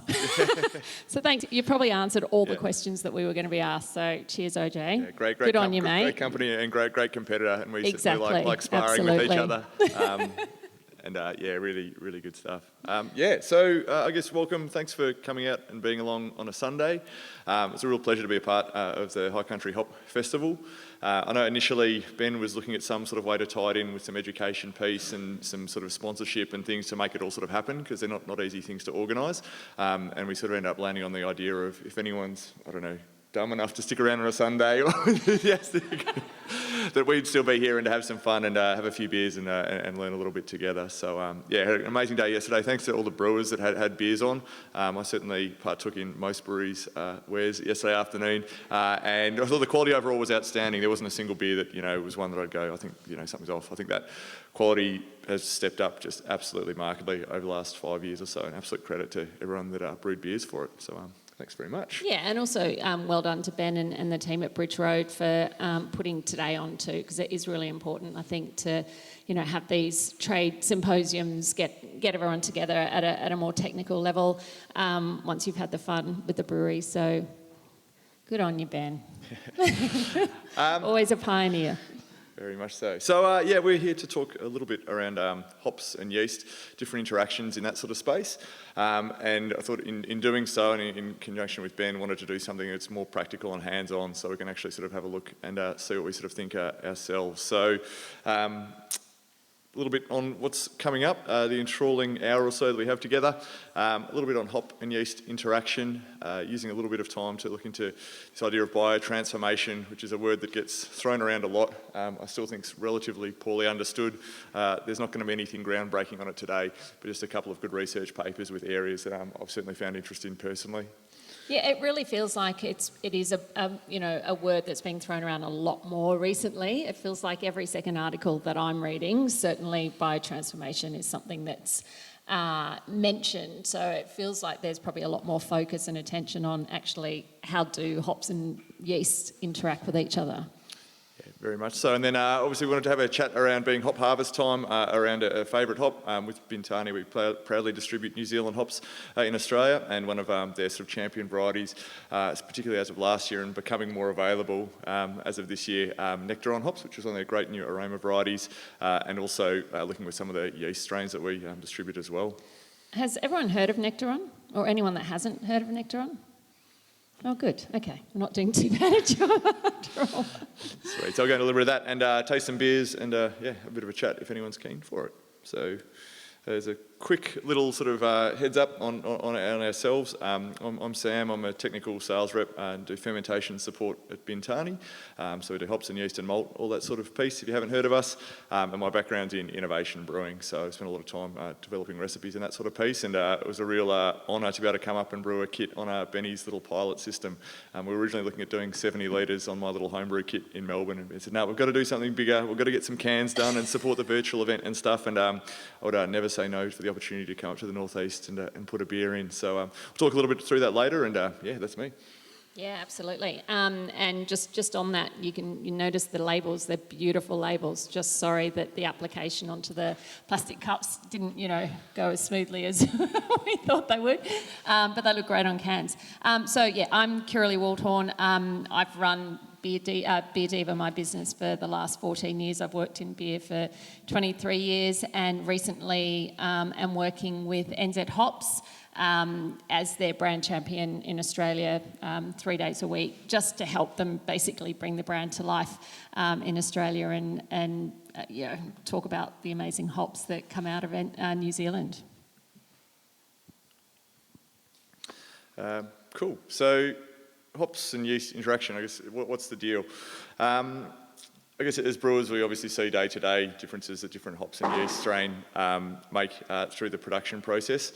And through this sort of chat today, I wanted to get a little bit more in-depth on some of the causes and drivers for changes in flavours between yeast and hops, and certain different elements you can push in one way or another, both on use of the yeast type, the hop in question, and also pitch rates is a really important part as well that's sometimes overlooked. So we're going to go into that. There's obviously a million more variables in pH and temperature and all these sort of things, but trying to keep it relatively sort of simple. We're looking at a couple of things today, and yeah, there's a bit of technical stuff coming up. But in short, a great New Zealand hops with a good yeast and a bit of beer in this guy.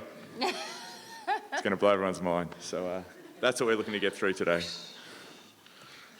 The mystery and the science. Cool. So please feel free to crack in. I don't think we're going to do like a specific sort of taste this and this and this. We'll go through and get some audience feedback and stuff behind, but just as a little bit of a background behind what we're looking to do.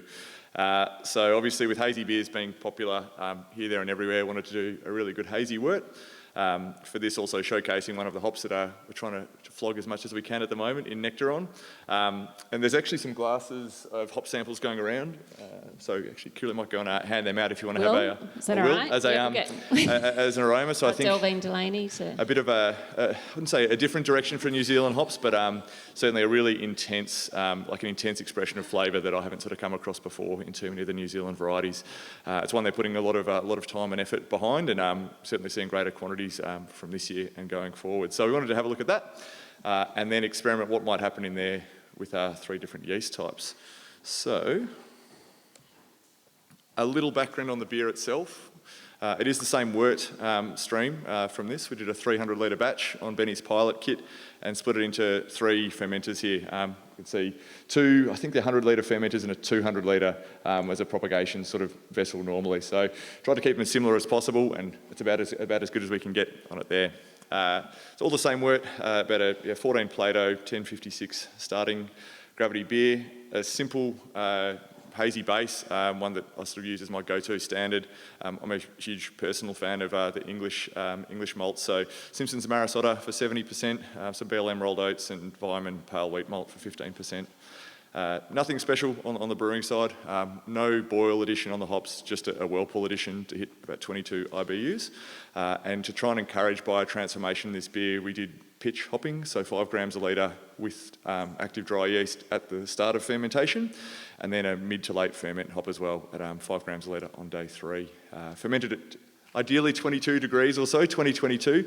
Did have the fun experience of knocking this beer into tank and then asking Paul where I could check the temperature, and he said, we don't actually have any thermo wells on these tanks. I don't know what it is. And that was interesting. But I did a great job, certainly with glycol and stuff on it, to come in on the weekend and manually try and keep these beers in check. And I think certainly tasting them through yesterday, he's done a bloody great job in looking after them through that with some challenges on the brewery side, on the fermentation side. Yeah, you can see we also try to encourage some good family rivalries. So you might know that from the naming convention. So we've got Dale, Phil and Peter Meddings. So obviously named after the Bintani crew.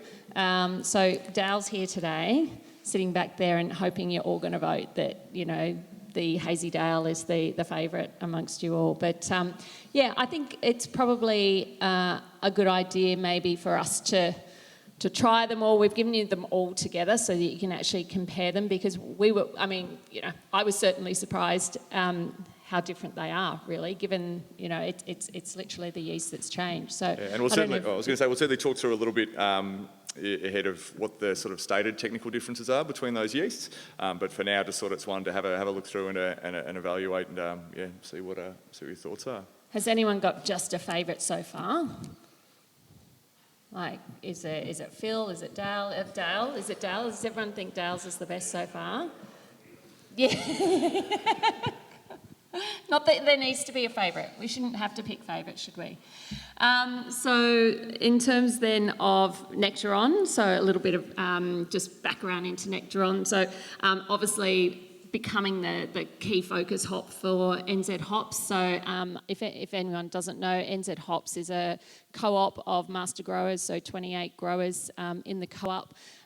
Been growing for over 150 years. Some of the growers are 5th generation, 4th generation growers, which is just amazing when you talk to them and the passion that they have for hops. And then we're actually seeing some of the new members in the co-op converting their farms. They might have been dairy or beef farmers actually coming into hops. So we're seeing this big transition in New Zealand as well of traditional farmers moving into the hop world and loving it. So it's pretty exciting. Nectaron, named after the guru of hops, Dr. Ron Beatson, who's actually just retired this year from NZ Hops. He spent 38 years in the hop industry, and NZ Hops have a partnership with New Zealand Plant and Food Research, so that's where they do all of their innovation. Obviously, OJ talked a little bit about the pipeline for innovation, very similar for New Zealand, but this hop nearly didn't make it. It was kind of put to the side and forgotten about for whatever reason, but it's 17 years in the making. When it finally kind of came back into the focus and they started doing some trial brews. I mean, obviously, as OJ would have touched on, to get to a hop to commercialisation, there's a whole piece of the agronomics. You have to make sure the hop actually can grow and has good yield, all of those kind of climatic influences as well, and then its flavours, characteristics, etc. But when they started brewing with it, the project name was Wow, because everyone that smelt it and tasted the beer that had been brewed with it just said wow. So it's an incredible hop. We've done some work with some breweries in Australia who have used it, and the feedback is it's almost a hop that doesn't need anything else. It stands up so well by itself. Very much pineapple, citrus, stone fruit, so it's got all those really lovely punchy tropical characters that OJ talked about. And it was interesting when Tiff was talking about that long-term, like how do you predict for the future when it takes 10 or 15 years? How do we know what people are going to want to drink? I always have this kind of idea that I think we're very led by brewers. I don't think we're led by consumers. So it's actually the brewers who are creating those trends. It's not the consumers. So we have amazing hops here and in New Zealand, all very local. We should be driving those trends. That's just what I think.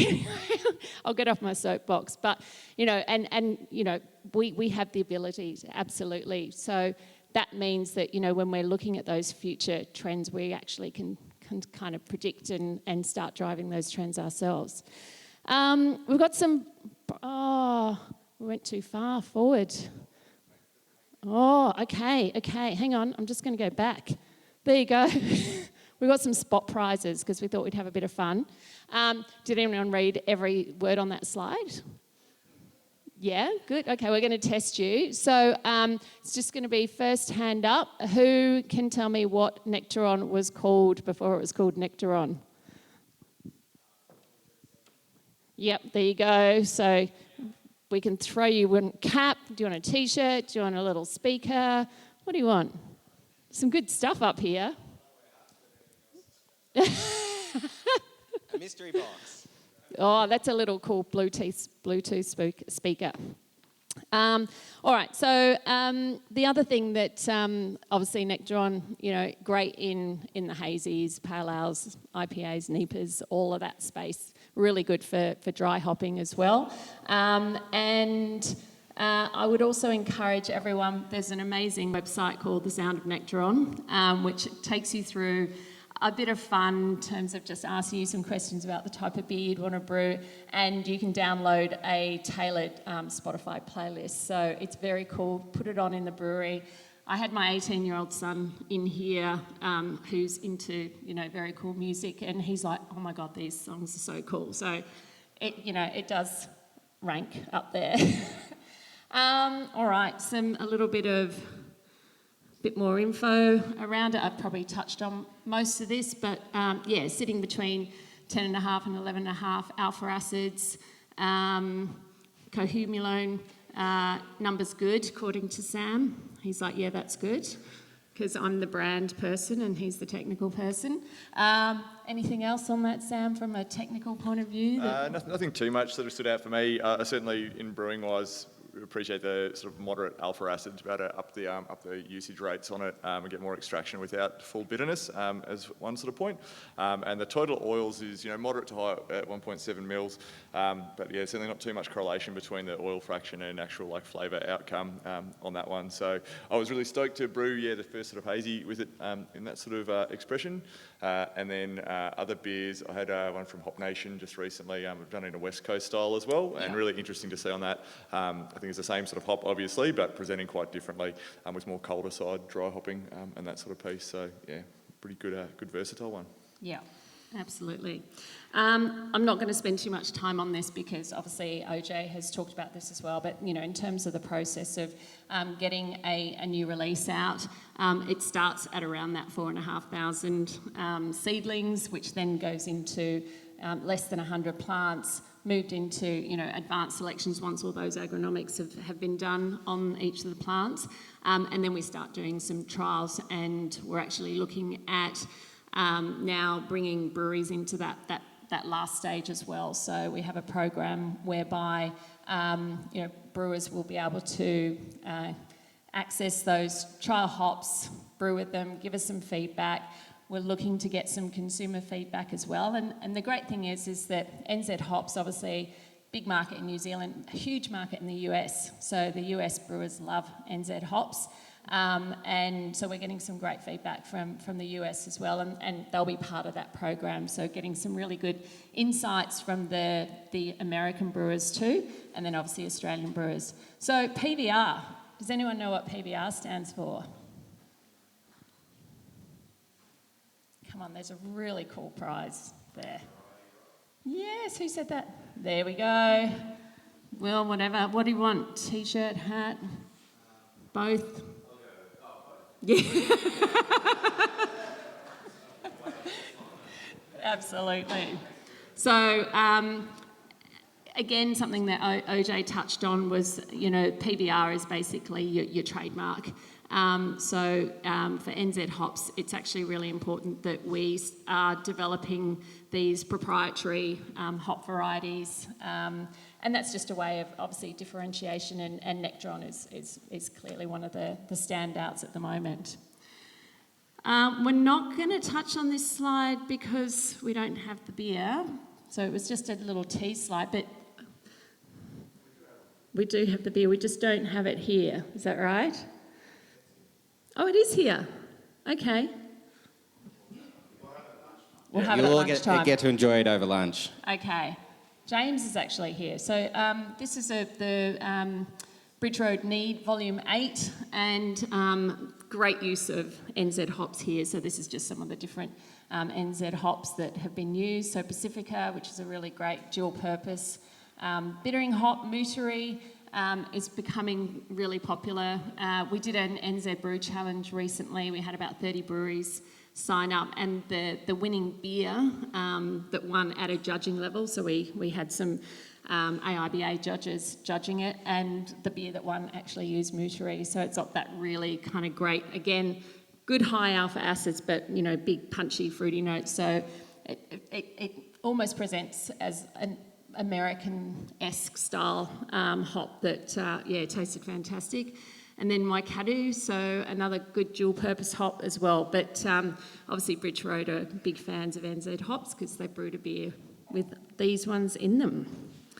Before we move on, I was just going to say, before we move on, we'll go on to a little bit about the yeast strains that we used in the Hazy Phil, Hazy Dale and Hazy Peter. But before that, and before it sort of says basically what fermenters say the strains will do. Did anyone have a preference in between the three or that sort of thing? Linz?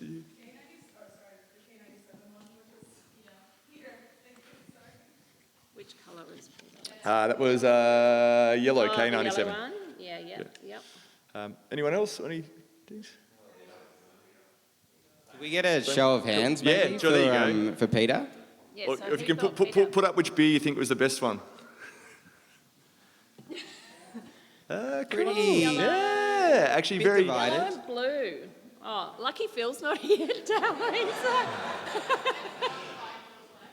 Excellent. Well, actually, that's quite an interesting show of hands, and might explain a little bit why on the next slides.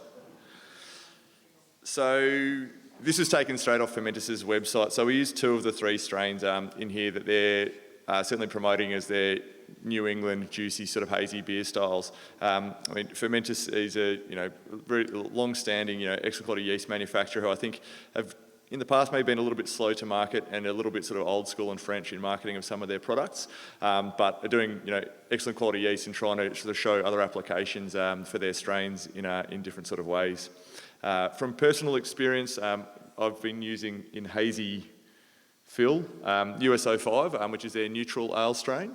So their neutral American ale strain, but interesting seeing the preference in the room between K97 and SO4, which are both more ester-driven strains. So a lot more sort of fruitiness present through the fermentation on the nose. You were talking before about the US05 and said it's kind of an ubiquitous yeast that is in pretty much every brewery. Why is it such a great yeast? Well, I think a lot of brewers will use that for a few different reasons. Neutrality of flavour is probably the main one. Just really letting your hops and yeast or whatever else you're using it in, fruit or other sort of things, be the main focus of those beers without pushing the flavour style too far from a fermentation side.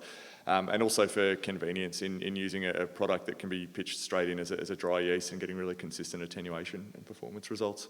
Yeah. And I guess it's interesting when you're talking about those esters, ester characters, and this trend towards fruity. Like it's across. It's not just in beer. It's across a lot of other alcoholic beverages as well. It's something that's very much resonating out there in the marketplace at the moment. Definitely. And so we wanted to use, we had capacity to do 3 beers in this, so I wanted to use 3 yeast strains.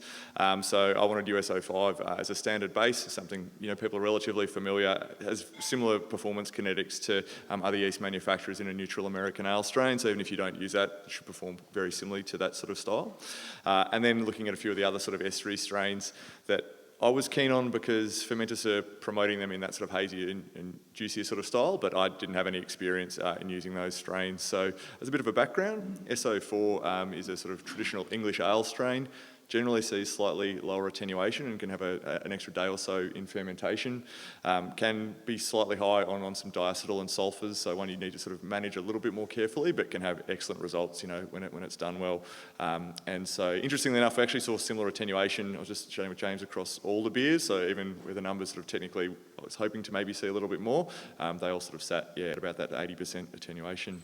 And then K97 is actually the first time I've used this strain, and the K is basically standing to a Kolsch style strain, so a German ale strain with just a clean sort of neutral expression, but with slightly elevated ester profiles. And if you haven't tried any of those strains in beers before, I hope you enjoyed having a taste. So just a quick one as an overview on the yeast production process. Our friends at Fermentis couldn't be here today because originally they were going to be in France. Well, I was going to say, but now they're not. Now they're not, but they're not here. But they're anyway. not here. Actually, one of them is in Vietnam, so, And that's a great gig. If you want to travel, just go and work for Fermentis. You can get flown around the world. So I guess being stitched up a little bit to try and give a bit of an overview, but Fermentis are really proud about their manufacturing process and their quality benchmarks to allow them to ship their dry yeast internationally, primarily out from France in Europe. That helps. And so I guess from us as brewers, we have our own challenges in one sort of way through managing materials and fermentation and that sort of piece. But certainly when you look upstream, be it your hop growers or your yeast providers, it's a complete different set of challenges on the manufacturing side. Fermenters take great pride in their active dry yeast range and doing a lot of work just to be able to take the hassle out of, or I should say, making brewing easier and more accessible and more consistent for different brewers of all scales. So they main application and that they sort of promote really heavily is their active dry yeast. So basically getting the yeast in a shelf-stable position where it puts 2 years date on the packages, but from their testing, up to sort of 2 or 3 years, it's super, super resilient. I personally don't have too much technical overview in the yeast production space, but obviously as brewers we're looking to produce beer. As yeast manufacturers they're looking to produce yeast. So from small isolates, growing up and providing the right level of nutrients and oxygen to build up your stable of your workers, being the yeast cells, and then basically vacuum filtering them to get them ready for use. I wish I knew more in that space. That was a very profound statement, wasn't it? As brewers, we want to make beer, and as producers, we want to make yeast. It was one I stole from Nick Sandry from Molly Rose. If you have a chance, when I was trying to propagate up from some very small 11.5 gram or some liquid yeast in a form of brewing roll, and massively underpitch it and had no results. He goes, mate, you're not trying to brew beer, you're trying to grow yeast. Like, make sure you have the right sort of starting points and that sort of part for it. So equally applies if you're looking to grow up your own liquid strains, but you should give fermenters a try if you haven't. They're pretty good. They pay the bills. And how nice is this? They put a 10 megabyte photo of a factory into the presentation. So enjoy the resolution. Okay, shall we do a quick spot prize? Yes, so for sure. K97, I'm just going to throw this at whoever answers, like, gently. What did the K stand for? Okay, ready? Oh, look at that. Well done. Very good. So I thought for sort of the latter part of the presentation to have a little bit of a look at some research and try and make it reasonably condensed, but a bit of an overview of some of the stuff that's going on. Fortunately, there's a great presentation that most of this information is taken directly from. I'm not a research scientist myself in that sort of way, but it was information I thought was pertinent to how I might think about designing recipes or seeing that sort of hop yeast interaction. Particularly handy in that it uses some fermentous yeast and also some New Zealand hops in a couple of the different studies, so slightly relevant to what we're doing today. Research is great. I think for those of us that are interested in the sort of technical brewing side, it offers a lot of insight into different things. Probably the caveat as an overview is a lot of the research tries to minimise or tries to control variables very specifically, which does make it hard to sort of extrapolate over a wider range of cause and effect in what's sort of being talked about. So you'll see that through some of this research papers, but I find practically presents differently than what you do in a brewery, but can still help inform the basis for your trials and that sort of piece. The bare bones sort of overview is that different yeast have different biotransformative abilities. What we're talking about biotransformation in very simple terms is the ability of yeast to create or synthesise enzymes that can then interact with different hop components that might be below flavour threshold or non-volatile in that state that they're in, split them up into other elements that will be either above flavour threshold or change the overall profile of that beer. Two that get research on most commonly is on a compound called beta-glucosidase, which splits a non-volatile compound into linalool as a sort of known hop compound in sort of rosy and floral notes, and also glucose. So they're two elements that can then impact the fermentation and the aroma profile. The other one's a paper called beta-lyase. If you look that up, you'll see the generation of volatile compounds from non-volatile starting units, and that has a compound called 4-MSP, which is typical of Cascade variety hops. A lot of those programs have been based on public varieties of hops in the past, particularly out of UC Davis, and things in the States, well, you'll see certainly Cascade and Centennial, and a lot of those varieties used pretty heavily. One interesting thing that I sort of had read about a bit but hadn't sort of seen too much data on through this was the importance of pitch rate and how that impacts ester profile. One thing I was interested in looking at this, and I've found through practical brewing as well, the interplay between people's perception of hoppiness as ester versus hop flavour. And I find there's a big crossover in that point where often when people are talking about the hops being fruity and juicy and hoppy, it can also actually be the ester. It's a bit of the ester interaction, a bit of an avenue for potentially looking to reduce your dry hopping rates, focus on sort of cost elements in the beer while still delivering something that people are looking to drink. Nothing said in there, just as the ester compounds in that. So, ready. All right, I'm going to try and remember what these papers are about. Do we have another question? Because we've got lots of prizes up here. Sure. Yeah. I reckon someone should be able to give us a definition of biotransformation, and there's some key words in there, don't you think? Sure. Yeah. All right. Who's game? Come on. What was that? Yeah. Right. And is that enough, Sam? And what do the enzymes do? I feel like a bad school teacher I'm now. so close to... Who said that anyway? That's enough to sell beer, what you've said, so yeah. But you said it first, right? You ready? Oh, nearly got it. Nearly got it. All right, so not too many slides to go, so we'll probably end up breaking a little early for lunch, which is great because it is a Sunday and there's a little bit in here. This is basically taken as some slides from this presentation, Graham Ayres, Factors Influencing Hop Aroma in Beer. Graham Ayres is a research scientist who I've come across a little bit more recently from the New Zealand Hop Connections, based out of New Zealand in UC Otago, and just has some really good stuff that I'm pretty sure this paper and most of his papers are free to view online. Very simple and practical sort of results in it there. All I've done on this one is just take, his paper just has the compound names by themselves, and I've just added in the typical descriptors around them in the top right-hand corner. So this particular paper was looking at basically flavour transformation of a variety of different yeasts. There's a couple of fermenter strains in there with USO5, S33, BE256 and WB06. Even as a distributor for fermenters, I wish they named the strains in words that were more communicative than what they are, but basically we've got a mix of a Belgian Abbey style strain in 256, an S3 English strain, S33, a standard USO5, and a Belgian wit beer strain in WB06. And some others, I think from Y Yeast and a mix. This was a wide-ranging paper just from different yeast suppliers. What this paper did was a 10 Plato wort. It didn't have information from it on the malt of the malt that was used in it, but a 10 Plato wort, 20 IBUs with a single late hop of Motueka hops in the whirlpool. So 5 grams a litre Motueka in the whirlpool, and then purely without dry hopping, so minimising the variables, just looking at the different yeast interaction from the same wort on a 2 litre fermentation and what's come out. So having a quick look through, some of the compounds are pretty similar. Linalool, as is sort of one of the typical hoppy sort of flavours, is pretty standard across the board. But then when you're looking at some of the other compounds, certainly in geraniol and methyl geranate being further above flavour threshold, purely from the interaction of the yeast. So for us, geraniol in USO5 was interesting. USO5 is generally not seen as super impactful in some of the biotransformation space, but certainly throws up a bit there. And BE256 is one of the Belgian strains as well, punching above its weight.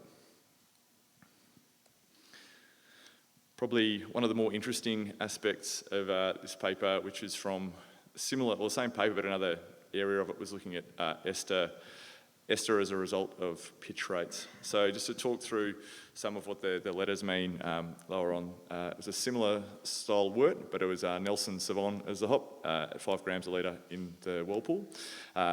These are grouped into groups of 2 that are just, I should say, doubling up, just to see that there wasn't any parameter difference between running on 2 side-by-side fermentations, just to sort of check if anything was on there, which is why in the couples they all look the same. One's looking at NHSPs are no hopping at all, so that's the control on the left. Nothing going in there. The low pitch rates used in this was 2 million cells per mil at start of ferment. Their SP is standard pitching, which is a little higher than I would have thought, at 10 million cells per mil. And the high pitch rate on this one, I'm pretty sure it was 50 million cells per mil, so getting really, really high up. But interestingly for me in this, those isoamyl acetate, which is, I've done some beer training stuff, sort of a confectionery banana flavour, really intensely sweet, and ethyl hexanoate, which is that sweet sort of apple flavour, at the low pitch rates were massively increased in their ester profile. So if you're having to think about what you're doing for just in general across your beers, if you're looking to get a bit more sweetness and that sort of thing, one avenue may be to look at reducing your initial pitch rate, putting a little bit more stress on the yeast at the start of fermentation and punching out some of those fruitier flavours. And moving on from that was the hop component from the biotransformation side associated with the different pitch rates. I should also say this was all with USO5, so it was the standard yeast across the board. On the flip side, seeing that the higher pitch rates actually then led to increased biotransformation or increased generation of these hop aroma compounds. So at that 50 million cells per mil, which is getting pretty high up there, certainly the sort of generally across the board, where some of them was higher, but then we can see in other areas you're actually getting reduced expression at higher pitch rates. So I guess in part, sort of having a look at this is to say that there's trends in certain directions, but it's a bloody complicated business to be in, and certainly one that I think still requires a lot of hands-on trial and error at breweries, and when you get something right, stick onto it and don't tell everyone how you're doing it. I do anyway. So, I think that was, didn't had too much else on that one. Feel free to send a list through. Most of this was just a sort of summary of some different papers that are going around in there. That's in Graham Ayres paper is really, really good. If any of you are into hoppy stuff, it was released a couple of years ago, but Scott Janish did a great book, Scientific Guide to Hop Aroma, which is about $30 or $40. Really practical for craft breweries and just his, day-to-day sort of brewing and looking at different things, about 20 different topics over a few years, which is a really handy one as well. Tom Shellhammer always has a heap of stuff. I know he works for competing sort of companies, but he does great prezos and really insightful stuff. I think that was about it. Unless you had a... That's it from me. I don't know how to follow that. Keeping in mind, it looks like they still have more prizes up on stage, hopefully. Yeah, we do. Any questions? Like a prize for a really good question. Yeah.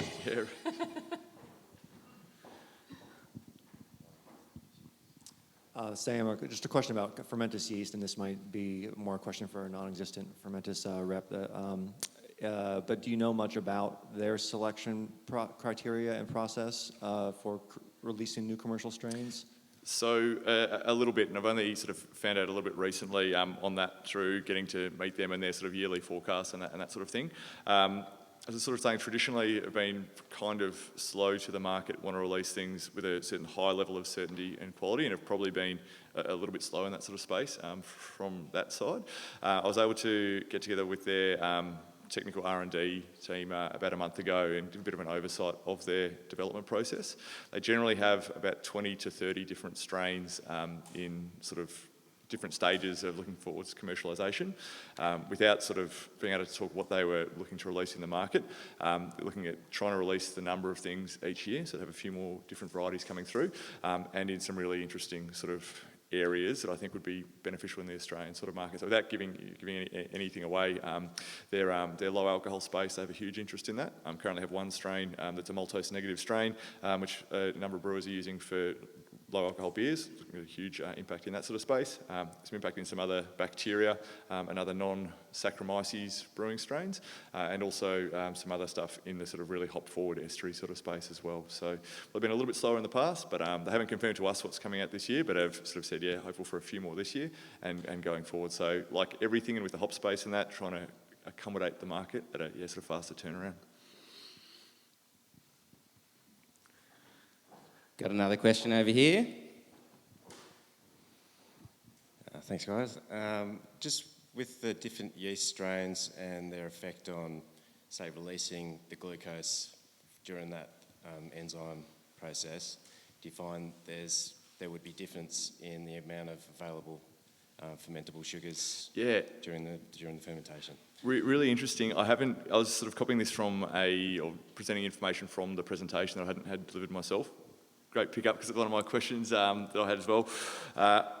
The release, I believe, is from a hop-derived compound, so the contribution to the overall sugar profile I would imagine to be much smaller than something that's attacking your dextrins and creating maltose or that sort of thing. So I imagine it would have an impact. I imagine it would be minimal, but yeah, in short, I don't know the answer.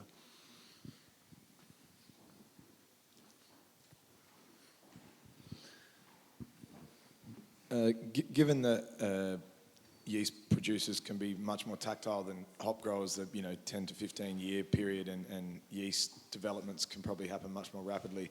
Are you seeing more and more interest from brewers around developing yeast technologies, and they're reaching out more because they can be, I guess, first to market with new technologies? So is that are there people becoming yeast producers, or they're working with yeast producers for novel strains or that sort of thing? Are breweries reaching out to Fermentus or Bintani or whatever, requesting new yeast strains, or they're really trying to be first to market with new things Yes, so there's a lot of interest in it. I guess sort of similar to sort of Owen's point around sort of hop varieties and the commercial realities of it.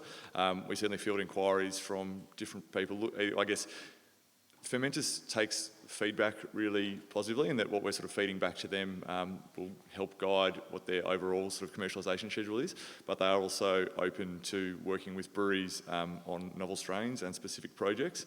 Unfortunately, it tends to be far beyond the sort of scope of like the Australian independent craft beer market. It's something they sort of work to, but again, the quantities of scale, looking, I think, I'll throw a number off the top of my head, was I think maybe 8 to 10 tonnes of yeast a year. So it gets into quite large quantities when you only need, 50 grams per hectolitre. Yeah. Yeah, I think there's I personally think there's a great avenue in the yeast space and that hop yeast interaction. I love hoppy beers. I've been brewing sort of IPAs exclusively the last 4 years or so, and find hops themselves are a great and super important element of that process. But yeah, certainly the fermentation side and the yeast interaction excites me a lot in that space.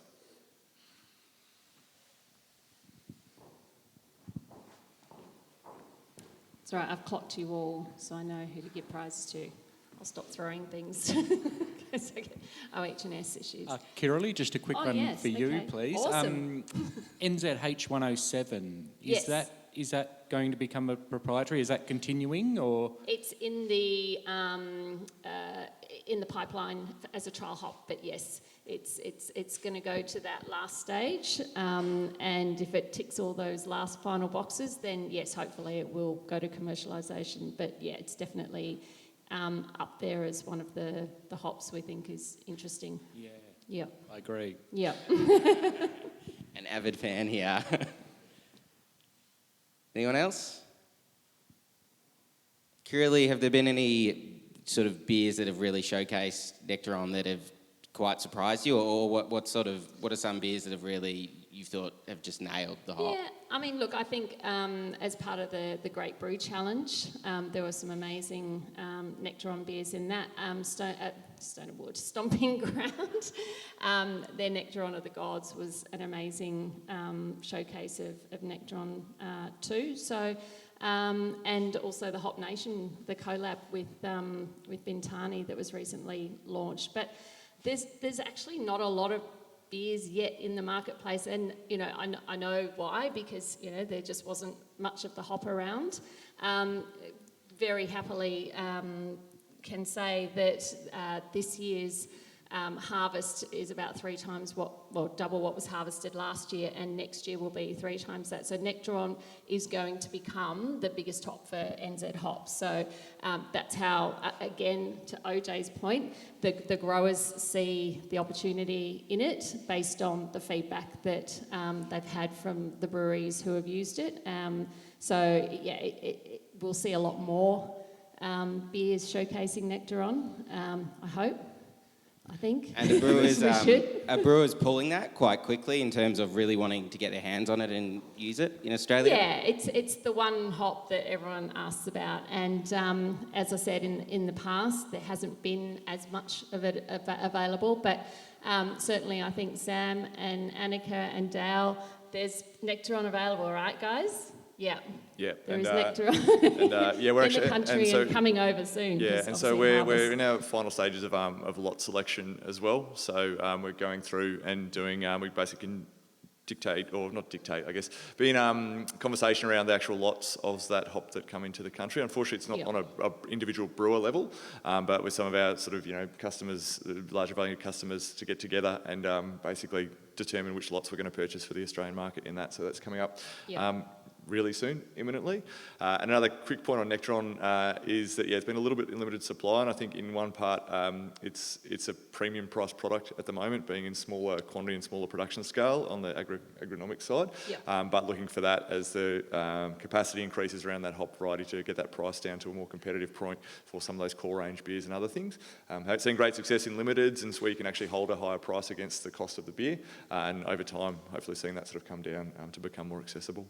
Yeah, absolutely. No, for sure.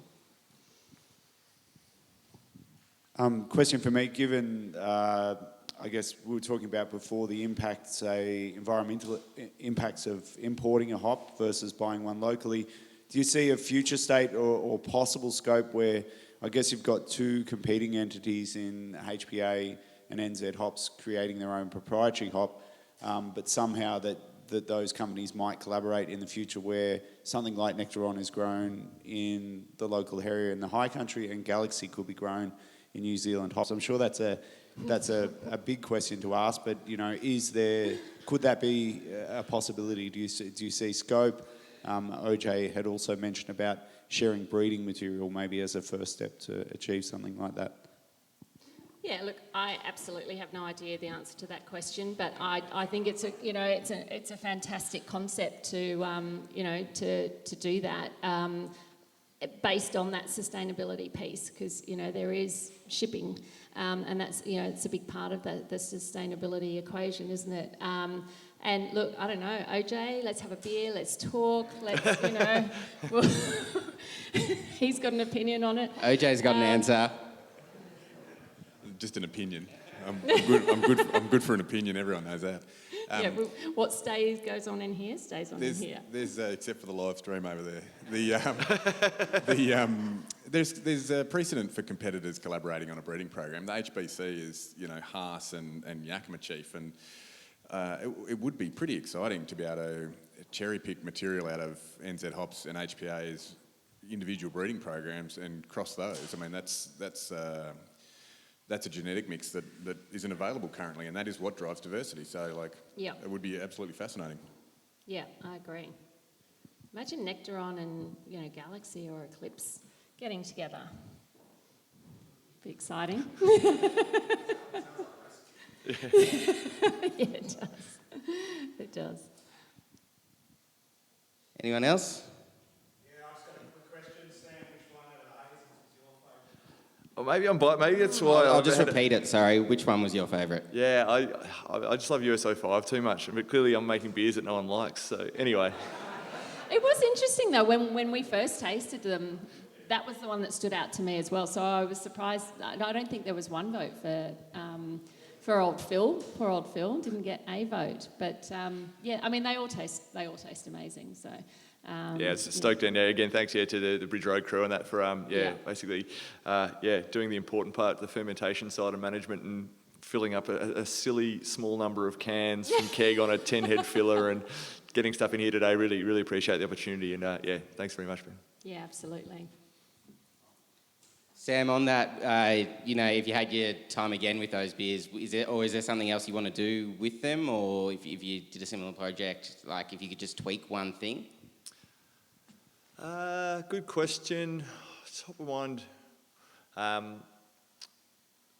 Probably not in that sort of beer and with Nectaron. I guess sort of coming on from a brewing background at Bintani, my sort of goal is to keep playing around with the materials that we distribute on a very small scale to help sort of inform brewers their real world use relative to just sort of the sales pitch on it. And yeah, I think there'd be other avenues I'd be sort of keen to get a few more beers in the field before doing that. I think off that one, what I valued in that was I'd like to get a more consistent sort of baseline for that sort of either hazy beer or West Coast sort of beer that can then be evaluated against different hop varieties and that sort of piece. If I was doing that as a beer, I think in any of those varieties, I'd be really happy to release that in a brew pub or in a sort of limited series. I was really happy with how it turned out.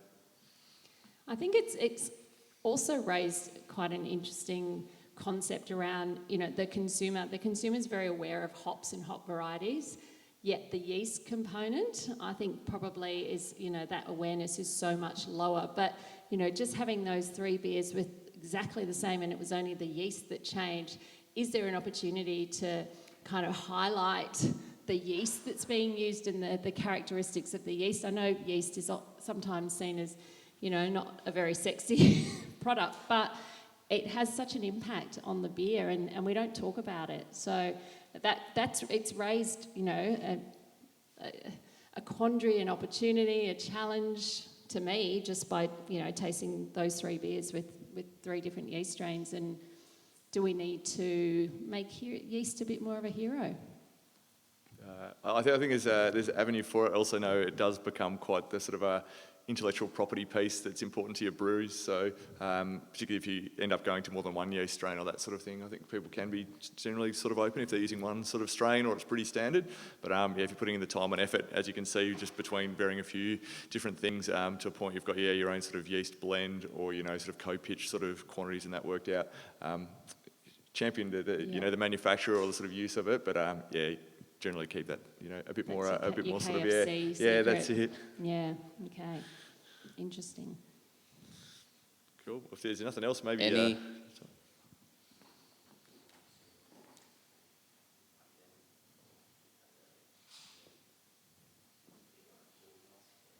Cool. Okay. No more questions. Just before, if you're about to wrap up here I've got some little books that have all the different NZ hop characteristics listed on them, so they're a great reference if anyone wants to come and grab one of those. We'll just leave some on the stage, the fan decks we call them, so gives you all the varieties and all the breakdowns of their characteristics, so come and grab one of those as well, and I'll throw out some hats and t-shirts. Great. Thanks, Sam and Kylie. Thanks, guys.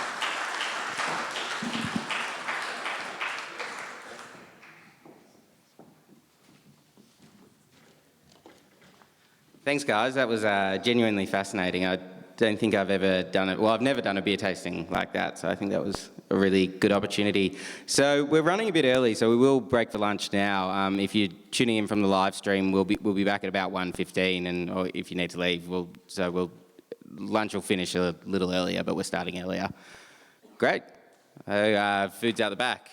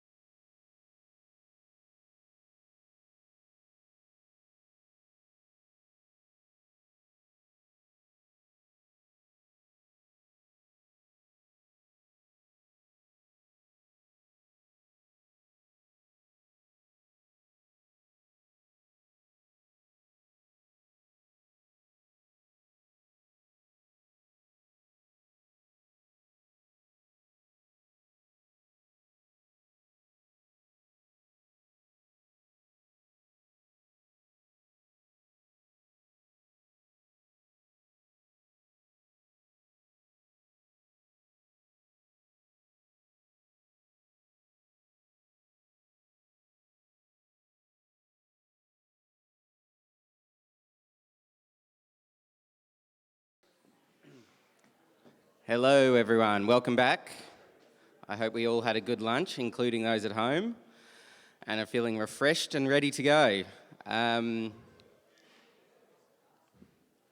Without further ado, I'd like to welcome Dale Meddings from Bintani to the stage to talk about fruit, and James Ditko, head brewer of Bridge Road Brewers.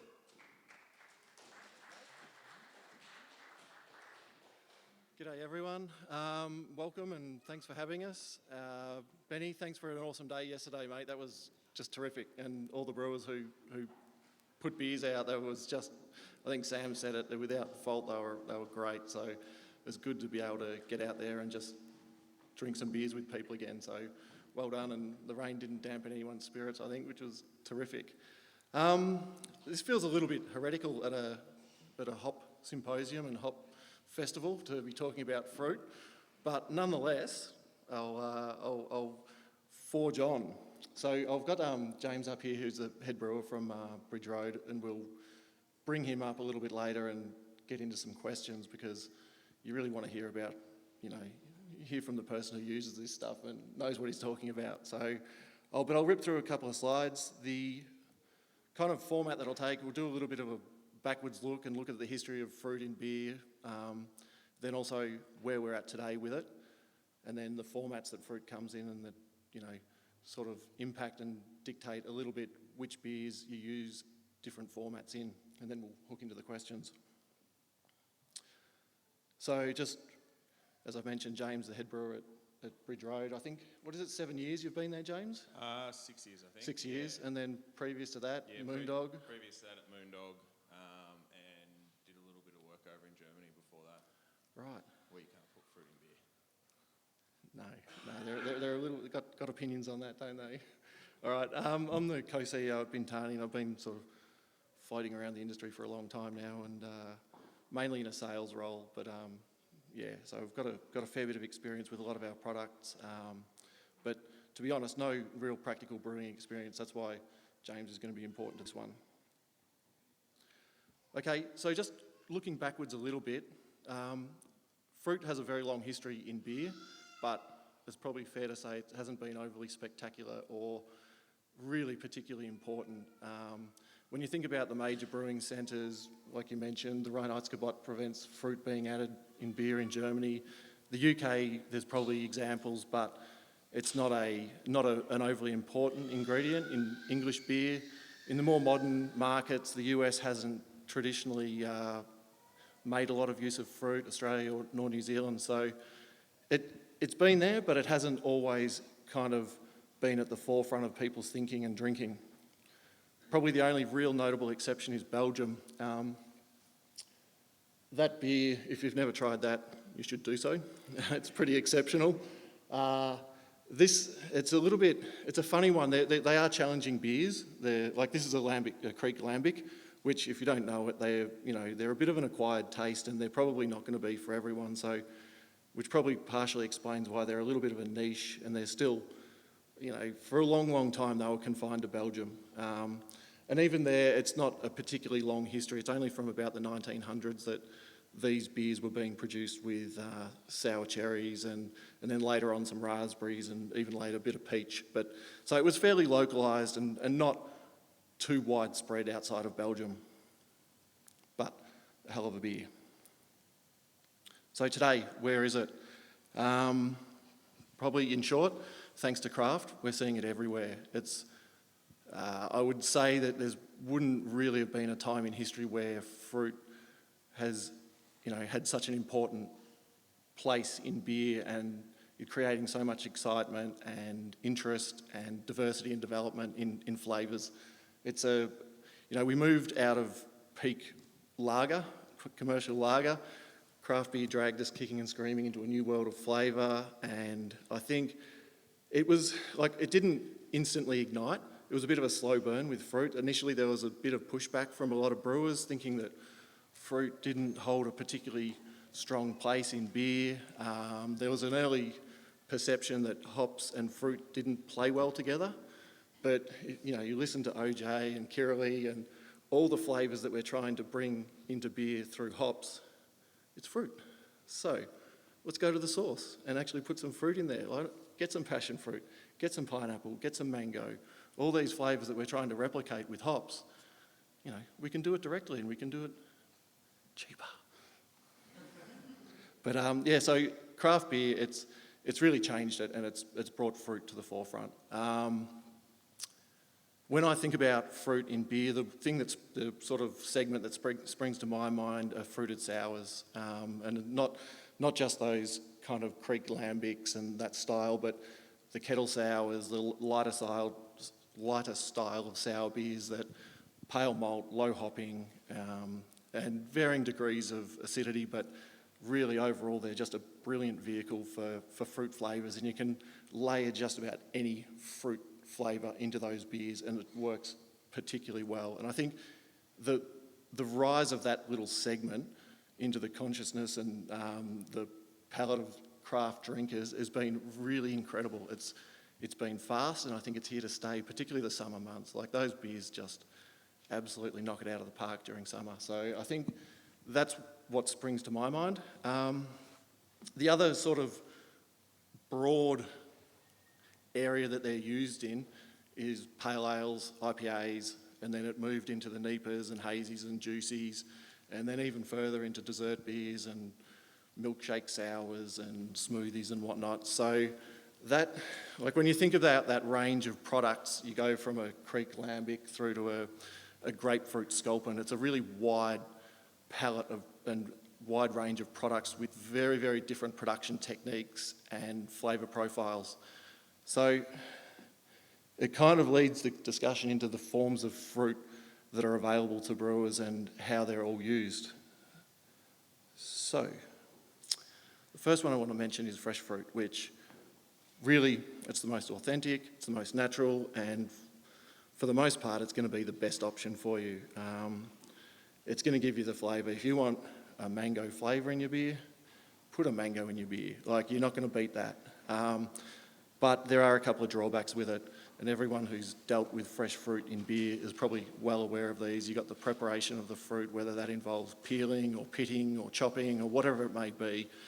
There's a fair bit of work, and it kind of fits well for a one-off seasonal maybe, but for a lot of people it's not going to fit well into a busy production schedule for a lot of breweries. So it's something you've got to consider, the actual work that goes into getting that fruit into your beer. The other thing is the availability due to seasonality. The fruit that you want, you may have created the best raspberry sour in the world, but that fruit is not probably going to be available to you in that format year-round. So you're going to need to look at, you know, how you manage that. Cost is another thing. It can be cheap. If you've, you know, found a bin of blueberries that haven't quite made supermarket grade from a local farm, you're probably going to pick those up pretty cheap and they're going to be awesome. But if you're looking for something that's maybe not quite in season or from a little further afield, then the costs can be pretty prohibitive. If you don't know that guy, he should be your inspiration in this. That's Aristos, the surprise chef, and he has the right philosophy with things. He just will shop where he can, and he'll find what he can, and he'll use it in new and interesting ways and do surprising things. And I think that's, to me, the big opportunity with fruits and these flavours, that you can put things together that are going to surprise your customers. And if you can create a product that's going to kind of blow people's hair back and think, wow, I never would have thought of that, then that's incredible. Local farms, markets, grocers, even further afield, wherever you can find it, it's, you know, just whatever's available and, you know, whatever you can get. The other thing where fresh fruit has been important historically is in spontaneous fermentations. The fruit will often carry a fairly high load of bacteria, wild yeast, Brettanomyces, and if that's the sort of thing you want to try and introduce into your beer, throw it in. It'll do good things for your product. So that's something that you're not going to get from other fruit products. But it can take time on the fruit. A good example of this, we were over in Belgium a couple of years back. We're at Leafman's touring around with Fermentus, and their creek that they produce, I think it spends somewhere between 12 and 18 months on whole cherries. And that's something that probably most breweries aren't going to have the luxury of being able to do, but that beer is just phenomenal, and it's worth every minute that it spends in those tanks. The next one, and this is obviously a brand that we carry, it's Tropico. Australian juices and purees, they've been juicing fruit up in Queensland for many, many years now, and they aim to source most of their products from Australia where they can, and they're freshly pressed or pureed and then aseptically packed so that it's a minimal intervention product that is probably as close as you're going to get to fresh fruit with convenience and stability. The main lines they do, mango's their big thing, and they just have trucks of mangoes coming through in mango season, and they process that for a couple of months, but that's only part of it. Pineapple, passion fruit, guava and raspberry. The guava's a bit of a sad story. We've just lost our last Australian guava farm. He's pulled out his trees and he's planted something else because he just couldn't make it work, which is a shame, but it happens, and it kind of highlights some of the challenges with these products that we have. We ran a special, we tried to push it, but I mean, and it's a great flavour in beer, but it's not, the volume wasn't there for him. So they are authentic flavours, and they're close to natural as you can almost get probably. The shelf stability is good. They're going to have somewhere between 12 and 24 months on them, which, you know, makes your product planning a lot easier, and your purchasing better year-round availability as a result of that. Most of what we sell from Tropico goes into fruited sours and then in the pale ales and IPA category, and the hazies and whatnot.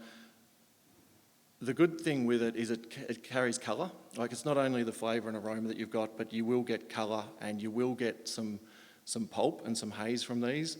So most of these, to varying degrees, the fruits contain pectin, which if you're creating a hazy beer, that's your friend. You want a little bit of that in your beer to contribute to the haze and help with that appearance. So there's a lot of people who use fruit for that aspect, and whether or not the fruit is sitting just quietly below the hops in terms of the flavour profile, or it's popping its head up and really having a dominant impact, that's up to the brewer. But yeah, the pectin is an important part of why some brewers are using these products. They're aseptically packed, so you can safely add it to your fermenter. You're not going to be introducing any other bacteria or wild yeast. So the yeast that you intended to ferment the beer is still going to be the one doing the job, which is important. The Tropico product is in 15 kilo bag in box, which is like a big wine cask, and then the drums, which I think they're problematic to handle. They're big, they're heavy, and you've got to pump it out, and it's a question we get asked a lot, how the hell do I do that? So we'll maybe touch on that later on and just sort of... Yeah, I'll talk about that later on. Cool, yeah, get your experience on it, because it's one that we get grilled on quite often. So moving down the kind of processing path, we've gone from fresh fruit to the juices and purees. The next product line that we carry that is more processed are the amaretti flavours out of the US. These guys really took off, and I think a big part of their success was they did the grapefruit for grapefruit sculpin, which really, you know, opened a lot of people's eyes to what fruit can do in some of these beers and how it interacts and works really well with hops. So the amaretti range is enormous, and they've been great. They break their products into they've got three sort of separate groups of products. The first are the craft purees. They're like a thick juice. They are back sweetened. They've got some sugar added. They have some pulp. They have some colour, and a lot of brewers like them. But you know, you're shipping a fairly high percentage of water with these. So we air freight all these in from the US. So there's a little bit of added cost on the freight front, but they're great products, and for a lot of brewers, this is the appearance and the character that they're looking for. The three product groups that they do, they're all flavour identical according to Amaretti. You're not going to, in theory, pick the difference between the craft puree and the other products. So it's just, you know, which product you choose to use in which beer depends on what you want it to look like, essentially. So the next one is the artisan flavours. They're like a thick molasses kind of consistency. They don't have the pulp. They're more purified in terms of appearance. They do have a degree of sweetness, but you're your use rate's fairly low on these, so it's not going to have an impact to your fermentables really. Probably if you're looking to do a clearer style beer with like a pale ale without too much of that hazy appearance, this is the sort of product you'd probably look at. The last one is probably not so applicable to beer. We sell most of this into seltzer. It's those little vanilla essence bottles, 2 ounces, and they're just flavour bombs.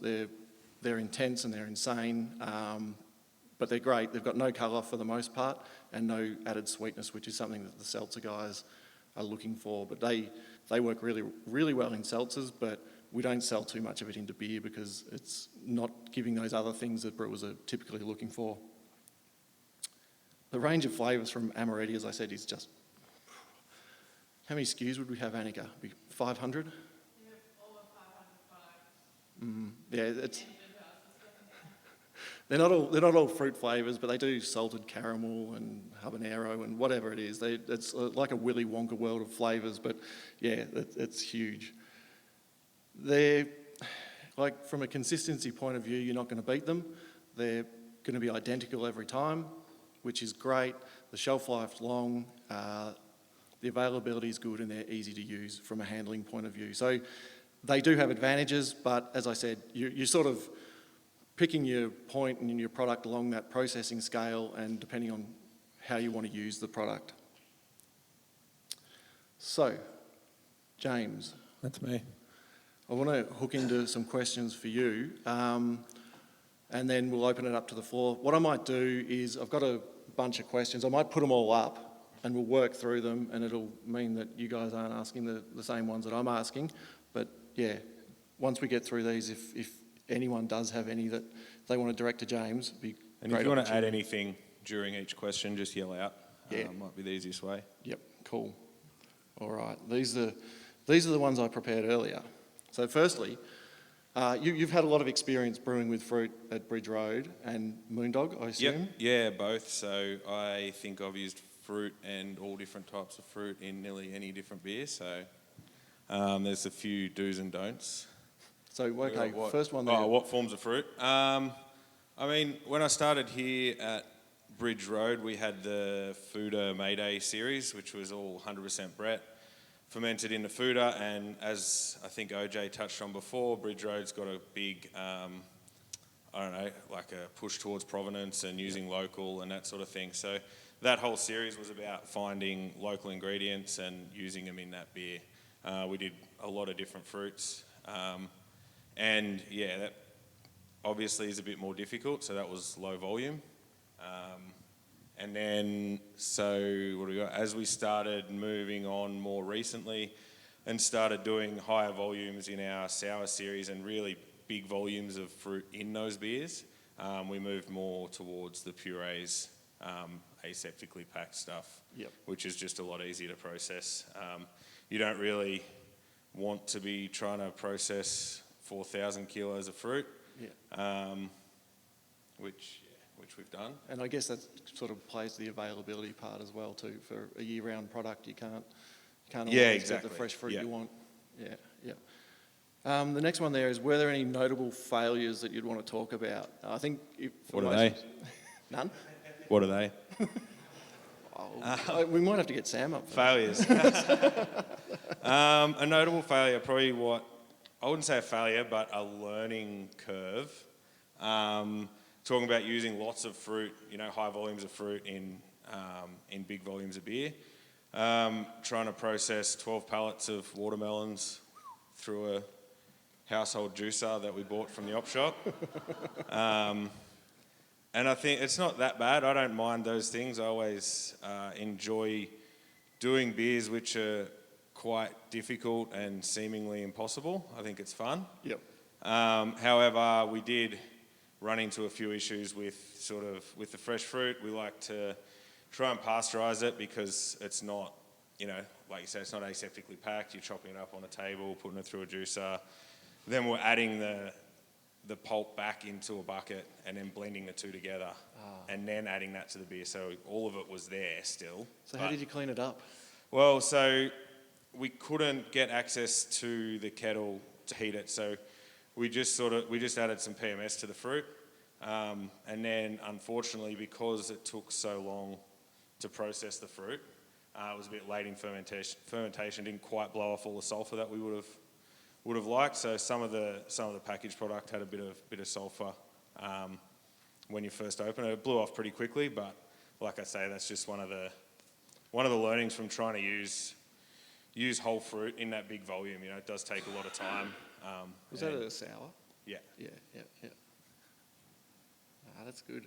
That's interesting. But I think you probably learn more from those kind of challenges, or not failures, but than anything else you do in the brewery. Yeah, for sure. Okay, so what the notable successes? Where have you found that, or you thought that you really nailed it, and you got something that just hit home? That's a good question. I think one of my favourite beers to make and drink at Bridge Road would be the Creek. You touched on the style earlier.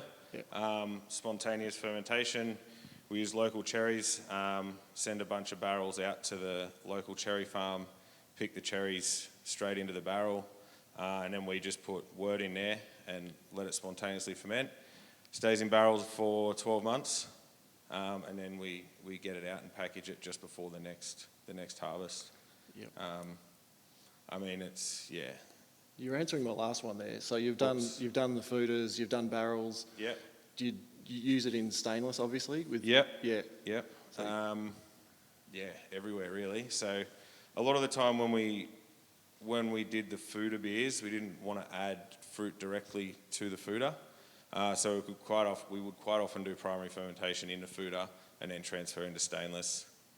Yep. So what you didn't want to taint the Yeah. No, fair enough. Which is probably another failure I could touch on if you want. Or something not to use.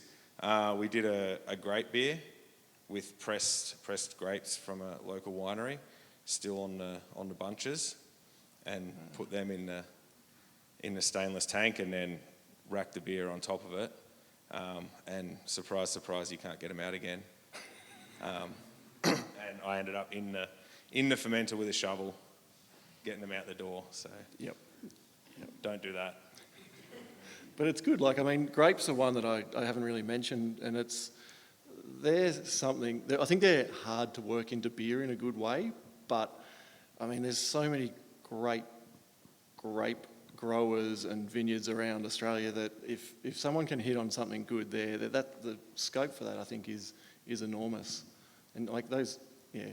Yeah, we've actually just been talking about that recently with all the good vineyards and stuff around here, and trying to team up and do something with a particular variety. Yeah, yep. And it plays so well into that local and collaborative vibe that, it's important. Yeah, exactly. Yeah.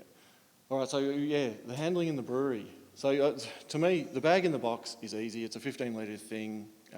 You can get up there and you can tip it in your fermenter. Have you been to Bridge Road? Yes. There's quite a number of fermenters that you don't have access to the top of. Right. So I would say in a smaller brewery, or depending on how it's set out, if you're doing all your dry hops, just pouring them in the top of the tank, you're probably all right. The 15, 20 kilo boxes and goon sacks and stuff are probably a lot easier to handle.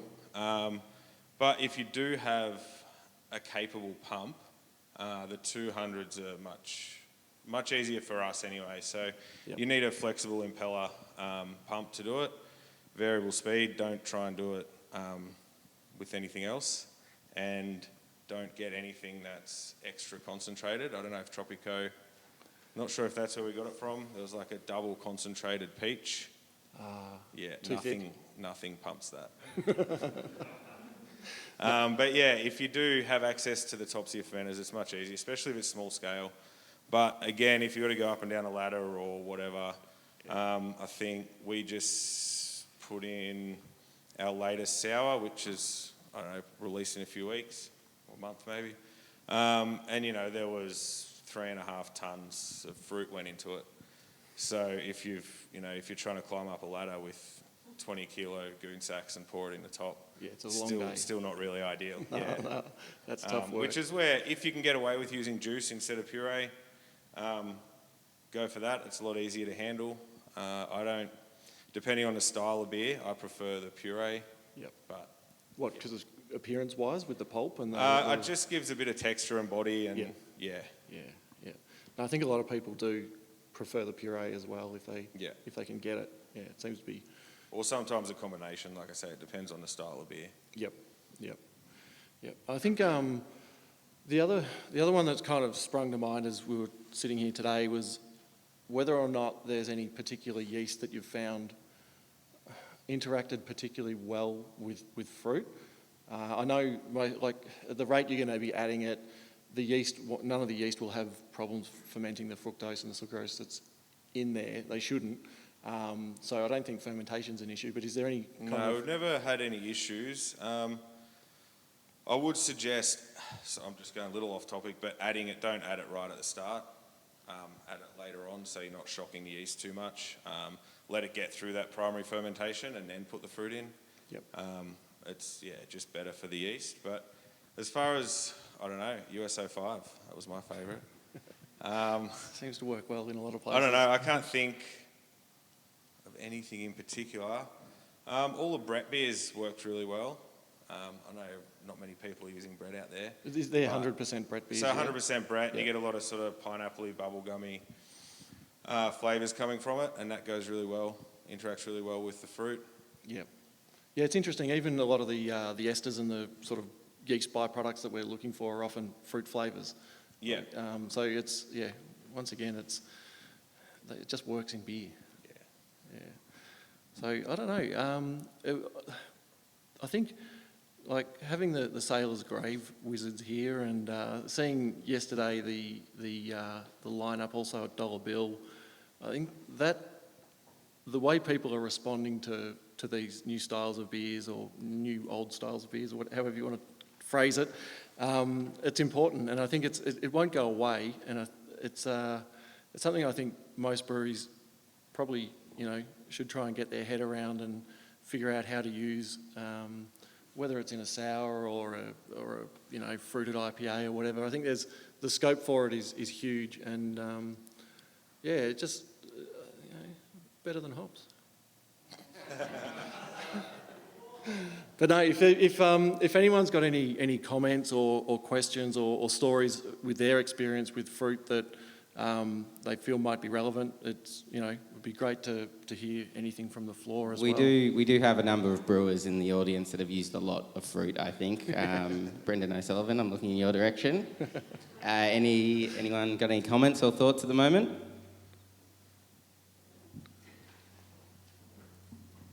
A couple of discussion points. I'm not sure whether either of you really know the answers or have considered them, but one is on strawberry. I know often with strawberry puree you can develop a phenolic type off flavour. Have either of you come across that, or do you know how to promote or avoid that character when using strawberry puree? No, I haven't come across that, and I haven't heard that. Just trying to think what it would be in the strawberry that would do that, but... Potentially the seeds. Yeah, okay. Yeah, no, that one's got me stumped, Brendan. What do you... No, I haven't actually come across it, but I also haven't used strawberry in large volume before. It's always been a complementary fruit, I think. Yeah. Maybe that's why. I would assume you're using a lot grams a litre wise when using it, because I think... Chris from Sailor's Grave uses a heap of strawberry in beers, so he's got some thoughts, I'm sure. I tried that one of yours yesterday, Chris. That was bloody good. we only go to about 10%. That seems to be enough in a lighter style, but so maybe it's over that you're getting it. I don't know. Different varieties of strawberries create that phenolic character. So you do that as well? The guys from Yeah, I mean, we've used fresh strawberries, pureed strawberries, fresh strawberries. It's really actually hard to get flavour out of fresh strawberries. We've found you use a lot, and it's really difficult. So we've moved to puree for the strawberry beer we do, definitely. And we use a centrifugal to pump it out of the drums when we get it. So maybe we just haven't fucked it up yet. Yes. As long as we get it primed, Impressive, it's okay. yeah. Yeah, strawberry's a tough one because it is a pretty delicate flavour, and I know a lot of people who have tried to use fresh strawberries don't have a huge amount of You have to success. use a lot of strawberry and you don't get much flavour, a lot of work. Probably. Yeah, exactly. I've got a question for James though, because we have no trouble getting fruit into tanks, but racking off, especially less processed fruit, not purees, can be a nightmare. So any tips would be great, because we've had to waste a lot of beer doing that. Waste beer. So you're talking about getting the fruit out at the end, or just getting the beer? Beer off the fruit, racking the beer off the fruit. I don't know. We don't really have any issues with that, but we got a centrifuge, so. Ah, right. Bloody centrifuge. I want a centrifuge. So I mean, if we get a slug of fruit puree come through, as long as it's not chunky or anything, it's not really a big issue. You don't get floaties that you can't, even after crashing, you don't get any floaties? No. I've had the odd floaty and it's... I think the only time we've had floaties might be like the odd strawberry seed or... I've had them in the canning line. Yeah, I don't know, get a centrifuge. Okay, thanks, mate. That's very helpful. All we would have done in the past is just put it under plenty of pressure and keep it cold and take the fruit out the bottom in, leading up, make sure you got enough time. Yeah, we do that. Drop it off every couple of days. Yep. You just got to make sure the fruit's sufficiently processed before it goes in, if you can. So even if you're using whole fruit, make sure it's well blended. We do have we don't have a centrifuge, but we've got an enormous stick blender. Yeah. Very useful. Yeah. So I don't know, I just find if it's more processed, it settles into the bottom of the tank better, and you can pull it out a bit easier. And then you don't end up with, this big mountain of fruit and stuff up over the top of your racking arm. And don't put it into a tank with no racking arm. We did that once recently. I've got a comment about, just back to your yeast thing, if anyone's ever using wild apple yeast as your only yeast source, it doesn't like malt sugars. So it produces an enormous amount of distressed sulfur kind of character. Just a tip.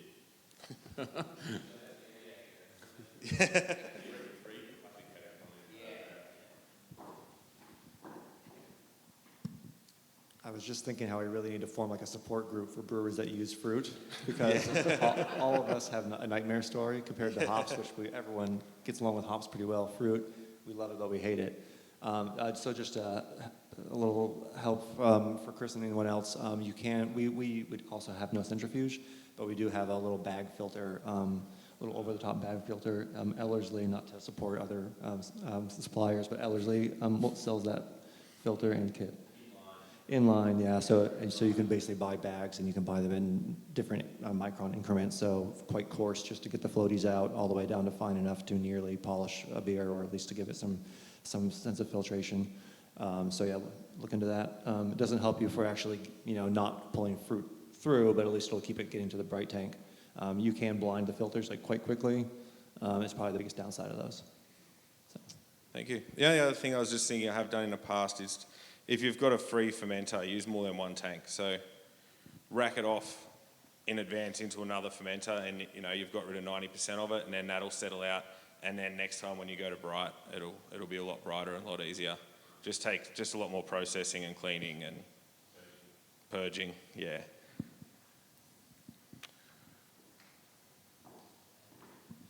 Sam's got one over here. James, just a question. I was wondering if you had any experience in post-fermentation fruit addition, something I see more coming from America, but with fermentables in after the beer itself is finished, in terms of use or pasteurisation or shelf stability, that sort of thing. I don't, but purely because it scares me, and I don't think it should be done. Well, not that it shouldn't be done. I mean, there is a place for it. I shouldn't say that, but we don't have the ability to then, we kind of do, but not big production, to pasteurise by adding that late in the process. I have spoken to some brewers who will remain nameless that add fruit in the bright tank and have not had issues, but I would advise strongly against it. Yeah, you wouldn't sleep real well, would you? No. It's bloody risky. Oh, sorry, yeah, okay, fruits are, yeah, anything with any sort of fermentables. And it does actually remind me, something that I have done, which we do is with citrus quite often, is make tinctures out of them. So use ethanol to extract the flavour and then add that ethanol-based flavour into the bright tank. I find that's one of the best ways to use citrus and avoid getting any of the oil from the skin and the zest and that in the beer and ruining the head. And yeah, I just think it also gives you the ability to do bench trials and choose exactly how much you want, which things like lemon and lime in particular I find is really important to make sure it doesn't taste like dishwashing liquid if you go too far, and yeah. But that works all right, does it? It pulls out a pretty good flavour. Yeah, it works really well. Yep. I've got another one, and you kind of hinted at it, Dale, the promotion of haze via pectin from fruit. I've noticed both in some of our experiences and beers that I've tasted from others that the pectin level in certain fruits can contribute to a really stable haze to the point that you retain a lot of bitter resinous characteristics from hops that never really goes away, and it's really hard to drop out unless I guess you have a centrifuge.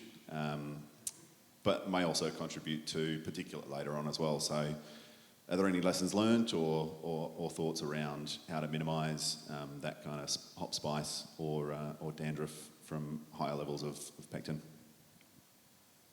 No, I've never spoken to anyone about managing that in particular. I don't know. I know there are some breweries who use fruit who also add pectinase to completely avoid that kind of issue, I guess. But beyond that, it's kind of like, I guess, managing your haze, isn't it? So I don't know how you'd go about avoiding the dandruff. Yeah, don't know. By a centrifuge. I might open that up to the audience. There's a few people sort of nodding along. Has anyone else experienced that? Or yeah, it seems like the centrifuge will solve a few issues. I'd have to start selling them. Sponsored by Centrifuge.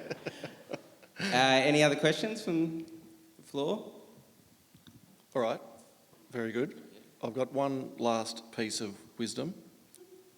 Fruit, it's a very powerful weapon in your brewery, but use it wisely. Thank you very much. Thank you.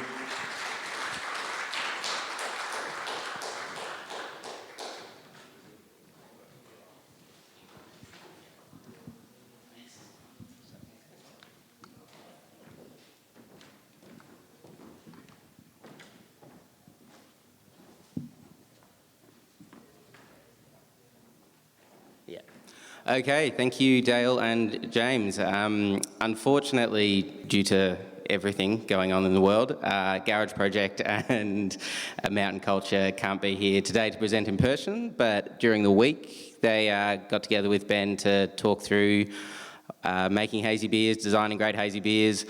I know there's a lot of brewers in the audience, so hopefully this isn't too offensive, but I think we can probably agree Garage Project and Mountain Culture are two breweries that have really nailed that. So I'm sure we'll learn a lot. Cool.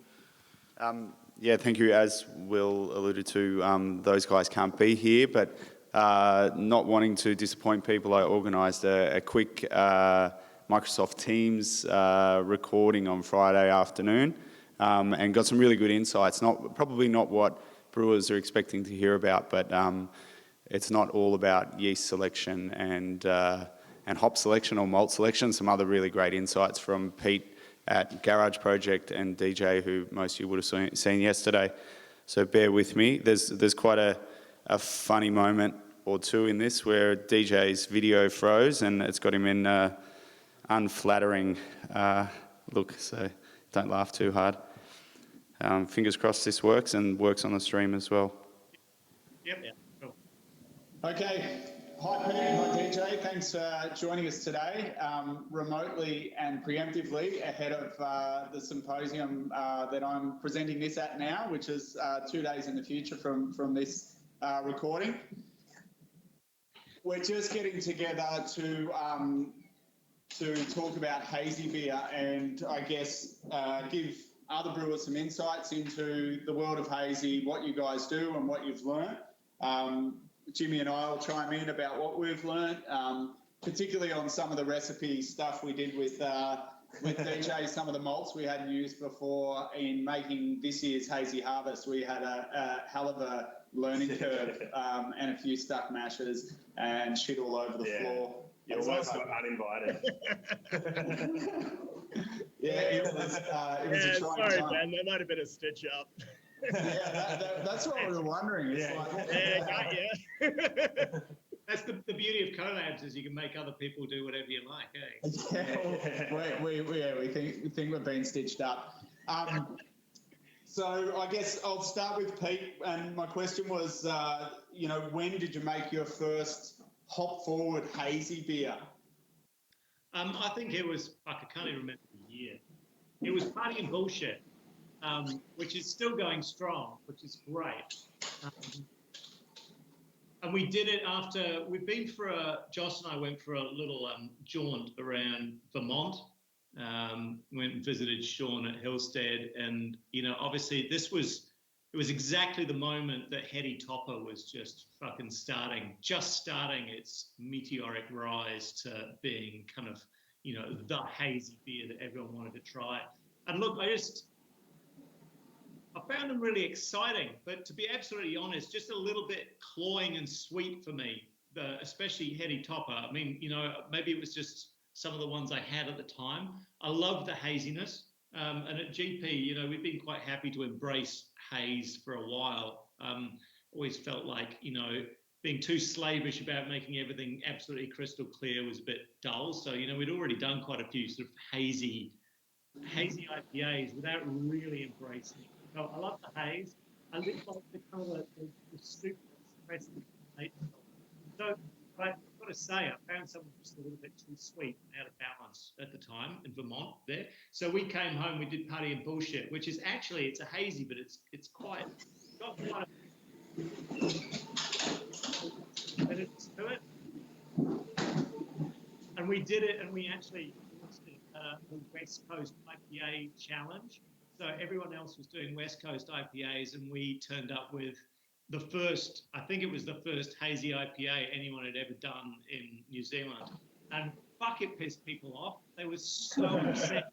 Suddenly, everyone else is pouring these beautiful, crystal clear, intensely better hoppy beers, and then we poured this kind of like super smooth, oaty, hazy bomb, and yeah, it really pissed people off. But we thought it was hysterically funny, so, there we go. And we still booking it. But we've done a lot of hazy since then. Yeah, so that was the first. Yeah, cool. That's good. And that was going to be my next question, was what prompted you to make it? So you told that whole story.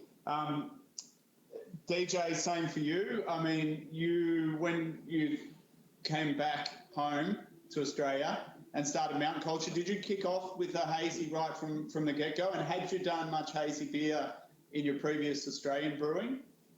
Yeah, so I would say my first hazy beer would have probably been a mistake back in the U.S. way back then, because a lot of what Pete was talking about was how we used to all measure our salt. How good of a brewer were you in the U.S.? It was like, how clear and how bitter can you make your IPA? It's like, IBU through the roof. Read a newspaper through it. Oh, you're getting a pay rise. Like you've done things great. I know that I had a few beers at my first head brewer gig, probably back in like 2006, 2007, that would have turned out not so clear, and I probably would have gotten a real tongue lashing about it. So I'm sure that I probably was onto a trend back then before I knew it or anybody else knew it. due to my own inexperience. But no, I really didn't have any experience making New England IPAs before opening up Mountain Culture.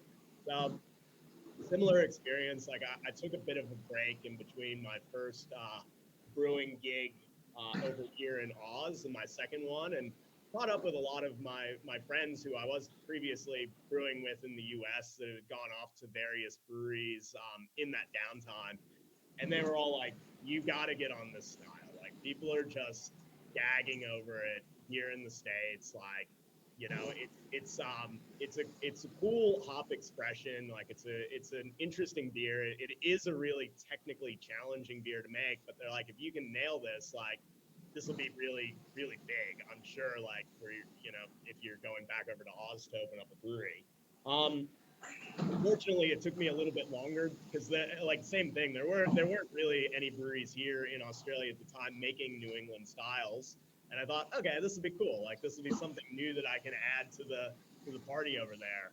Unfortunately, as Pete knows as well, it's hard as fucking hell to open up a brewery in the Blue Mountains, and there's about 1 million miles of red tape. So it took me a few years. It took me a few years to actually get it up and running. And by that point, there were a lot of hazy beers popping up here in Australia and New Zealand, and you know, so it wasn't a style that I thought was necessarily going to be front running for us. You know, it was something that I was interested in, but when we were originally opening up Mountain Culture, my vision was more lager beer, mixed culture beer, working with really rustic grains. Like we modified our brew house up there to be able to do decoction mashing. And then I kind of looked at the amount of bank debt that I was in, and I was like, you know what I'm really fucking good at? Making IPAs. Like maybe we'll make a few IPAs to start paying down the debt, and we'll add in the lagers along the way. So we kind of had a blend of U.S. Clear beer, you know, traditional West Coast IPAs, and then the New Englands. I actually did, you know, I know there is a bit of a stigma around New England IPA in the brewing world. You know, I think that sometimes people look at it and they're like, oh, that shit, you know, oh, that, you know, oh, you're making that, oh, you're the hype juice, oh, this crap. But like, I actually found it a really tough style to learn how to produce in the beginning. Like West Coast IPA, no problem, man. I can make that blindfolded, not even think about it. Like, sure, like easy. Whereas like getting that permanent haze, getting a balance like Pete was talking about. So it's not just this like, you know, candy sweet, overly like, you know, unbalanced beer, and really just doing what I think this style actually has the legs for, which is bringing out these hop flavors that weren't really present, you know, 5-10 years ago from the hops that were being produced. Like the hop industry has come so far in those years to where we're getting these just amazing flavors out of the hops that are being produced. And I think that the style is actually a really good place to showcase those flavors that are being created. It's soft, it's approachable. You don't have to be a beer drinker for like 10 years to get your head around it. You know, you kind of step in. It's a very low barrier to entry, but you are able to experience these giant flavors that are coming through in the hop. So that's why I think I really did gravitate towards it once we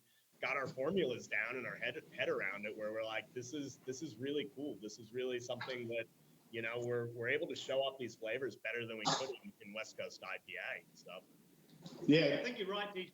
One of the super cool things is that it's a beer style that is way more accessible to a whole lot of people. There's a whole lot of people out there who just, you know, probably said that they didn't like beer until they sucked on a juicy tube, you know, like Pete, that's funny. Just on the weekend, I was at an event, and there was a famous mountain biker there, a lady, and she asked about hops, and then said, you know, I never liked beer, but I was in New Zealand last year, and I discovered these hazy things, and that's all I drink. But I don't really like beer. She still maintains it, but she loves hazies, and she's like, what makes it like that? People, you know, for some people, genuinely, they just bitterness is unpleasant. And, you know, so suddenly they can experience, as DJ said, all of the amazing kind of like, you know, tropical stone fruit, delicious hop aromas and flavors without that kind of searing bitterness. Because you remember that, I mean, DJ, you'd know, you were probably in the States brewing, there was that kind of like arms race to see who could make the most fucking weaponized IPA. And I mean, I remember doing a tour around trying, everyone was like, try this, try this. And by the end of it, you're just doing these Myrcene burps that just make your eyes water. And so, you know, it's the pendulum swinging the other way completely. But you're absolutely right. The perfect hazy is one that just finds that absolute balance. You know, you can't pick it as sweet and you can't pick it as bitter. It's just, you get it exactly right. It just slips down so easily, and it's a real treat. You know, even sometimes when they're absurdly strong, they still slip down. I think the tipping point for me was I went to go and buy some bait from the local fishing shop here, and it's like this real salty old sea dog dude, and I was like, oh, you know, we just got chatting, and I was like, oh, what kind of beer do you like drinking? And he was like, oh, I used to like, you know, lagers, but now I just drink hazy. And I was like, what the fuck? Eight is now drinking hazy. We get it as well. Like we see all kind of, you know, because opening up is, you know, our original business model was brew pub. You know, and I think that's when we also really knew that we were onto something with it, where we would have the same in Katoomba, you know, we get all these different folks in, and, you know, all these people that were like, never, you know, or maybe just on the loggers. And then you'd see them rock up and you'd totally like, I think, stereotype of a bit to be like, oh yeah, this dude's going to want something that's really close to a VB. And they're like, yeah, I'll take a case of that double oat cream that you came out with. You know, just like they like love it. You know, it's so funny where, you know, the best one is like my father-in-law, who's been adamant that he hates craft beer since he's met me. It's like, oh yeah, you know, taking away my daughter, you should have been a winemaker. And like ordering, you know, New England IPAs from us now, like not telling me because obviously. Yeah, that's cool. So I guess for the purpose of this presentation, the idea or the thing I was hoping from you guys was if there's brewers out there that are, you know, working on their own hazies or dabbling in hazies, are there any tips or shortcuts or learnings that you've had along the way that you could hand over to say, hey, like yeast, these are the three, might be malt bill, just anything you think that you might have got wrong, whether it's the residual sugar was too high and how you battled with that, or actually it was too dry because you used the wrong yeast strain, hop selection, you know, avoiding those green or resinous characters and picking the right hops. Anything that you could say, hey, we fucked up on this. This is what I wouldn't do again, and this is what I say you should do. Yeah, for sure. I think I'm still learning, honestly. I wouldn't ever stick my hand up and say I'm a fucking enormous expert, because I feel like it is, you know, DJ, you're totally right. It's a pretty challenging style in many ways. You know, it is about getting the exact balance. You know, we fuck around all the time with it, because obviously we do our fresh series, so we're doing like every month we change recipes up. You know, even to the point where like it's kind of almost frustrating because we feel they've got it completely dialed in, but I feel like it's necessary to play around with it just so that we can, you know, explore the full breadth of what the style can do. So, you know, we've been all over the place with bitterness. I think you can definitely be too bitter.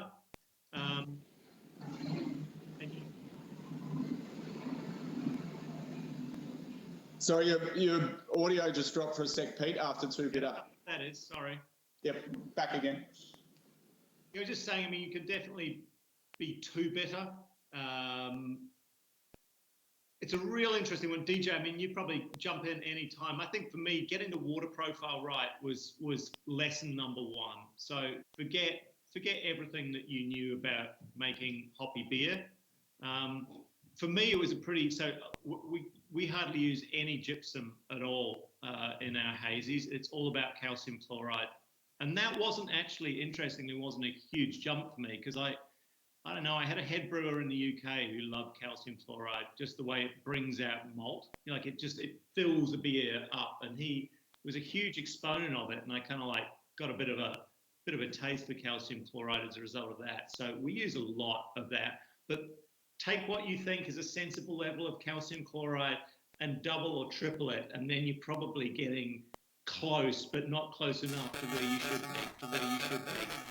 That would be my first thing that I would suggest. Yeah, I would definitely back up Pete on that. And, you know, it's another thing why I think I was so keen on this style in the beginning was to wrap my head around water profiles more. And, you know, I think it's probably the most boring thing to talk about in brewing. Like, everybody loves to be like, hey, yeah, all these hops and all this, you know, this high ABV, but like, you know, the water is such a massive part of, obviously the biggest part of all these recipes that we're putting together. So it kind of opened my eyes to a lot of things, and, you know, it's trickled over to other styles that we're producing, you know, in stouts actually, as well as like nailing the water profile. So something that we started messing around with in the beginning is a program called Brewing Water.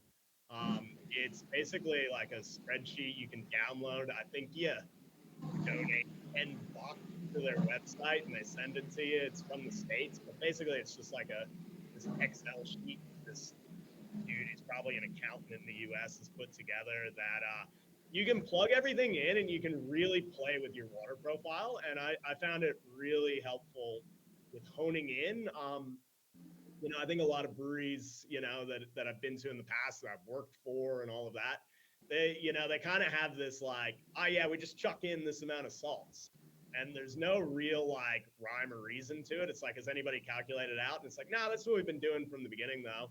And it's like, you know, we're supposed to put it in. And, you know, so I think like working really closely, like getting your water tested, knowing the minerality that's in it, you know, calcium chloride's huge. Like we go both. Like we do use a bit of gypsum in ours. Like the big thing that I look for is to make sure you're keeping your calcium levels under a certain threshold, because we have found like if we go too high and we're, you know, bumping up chloride, like you can bump it up as high as you want, I feel like, in these beers, but where we find that we're, I don't know, we get a beer that's like difference between being awesome and being like kind of starting to get on that shitty weird bitterness, not like nice IBU bitterness, is a chloride ratio that's over like 120 ppm. That's where we really find like kind of the max that we can go without getting that like astringent shitty bitterness with the water is. So, you know, if you can find other ways to bump your calcium, to bump your chloride, to bump, you know, your gypsum without getting over that threshold is kind of a good starting point. But, you know, I reckon like if any brewer's serious about doing what IPA is, really learning about your water, really learning about how you're adding that minerality throughout the process. You know, like easiest thing to do, which we did, was test the RO water filter. So we're just starting from baseline, and then when we bump it. Yeah, cool. That's a good insight. In brew recipes, I think once you get started, and I mean, I think that's something that we've definitely, like you, paid way more attention since we started doing hazies. It's good discipline for any brewer. Yeah, no, I agree, because like it's translated to all of our other beers. Like once I started really getting my head around the water, and then it's like, oh sweet, like, you know, everybody talks about it, like, oh, the water in Pilsen has this, and oh, the water there, but it's like when you really start learning about it and like different thresholds and reading into it, I think it just improves, you know, beer across the board. Like, you know, you can really start to look at, you know, what you can do with your water and get away with it. And, you know, we found it with stouts where we're trying to, you know, a lot of times actually raise the pH, which is something that we're normally just trying to lower. It's really handy having that knowledge around the water. And DJ, Jimmy had a question, so I'll let him ask that around pH and mash on the recipe we worked on you for the hazy harvest. So. Yeah, so obviously we collaborated on that recipe, and one of the comments that you had was to make sure the pH is 5.2 or below. Yeah, 5.2. Yeah, 5.2 is kind of where you want it. Yeah, Yeah. So what was your reasoning behind that? So normally, historically, you'd say, you know, what is it, between 5.2, 5.8, sort of, 5.2 is always the lowest. Yep. That you want to go. So why are you aiming for the bottom end of that scale? What our rationale behind that is that with the, you know, the raw material list that goes into these beers, they're by nature going to be fairly malt forward. So generally when we're looking at a scale of pH that we want in the mash, if we're targeting like a more malty beer, like we would be with like, you know, an English brown ale or a stout or something like that, we want it on the higher range. We want that like 5.6 pH in the mash because it just gives that more round kind of maltiness to it. But with these beers, with the high protein content that's already in there, with the, you know, the softness through the water that we're capturing with that high chloride ratio, we want to try and bring the malt down a bit, like the actual maltiness, so we're not getting into that like kind of cloying, fighting the hops territory. Like, so we target that lower pH because it does really, I think, brighten up the hops. Like it really allows them to be more present in the final beer without fighting the maltiness. Also, the lower pH just extract a lot less IBU in the brewing process. So, you know, there's obviously a threshold. You don't want to go too low, otherwise you start, you can also get some astringency out of it. But lower pH, generally you're extracting less IBU, which is something that we're really trying to, you know, with most of our additions avoid. Like on some of our beers, we do actually do a bittering addition, you know, because we are targeting a bit of that, you know, cross ground. But we make a lot of different varieties actually of this style, so it's kind of hard to generalize just saying hazy beer. Like we have the full gamut to where we're like trying to target some to be more almost like mimic a West Coast IPA with certain characteristics and be dry and be more, you know, almost like, I like to think of that like grapefruit bitterness that has a little bit of bitterness, but it's still citrusy and fruity. And then we go to the opposite end on some of them, like the oak creams, to where we're like unashamed that they are sweet and candy-like.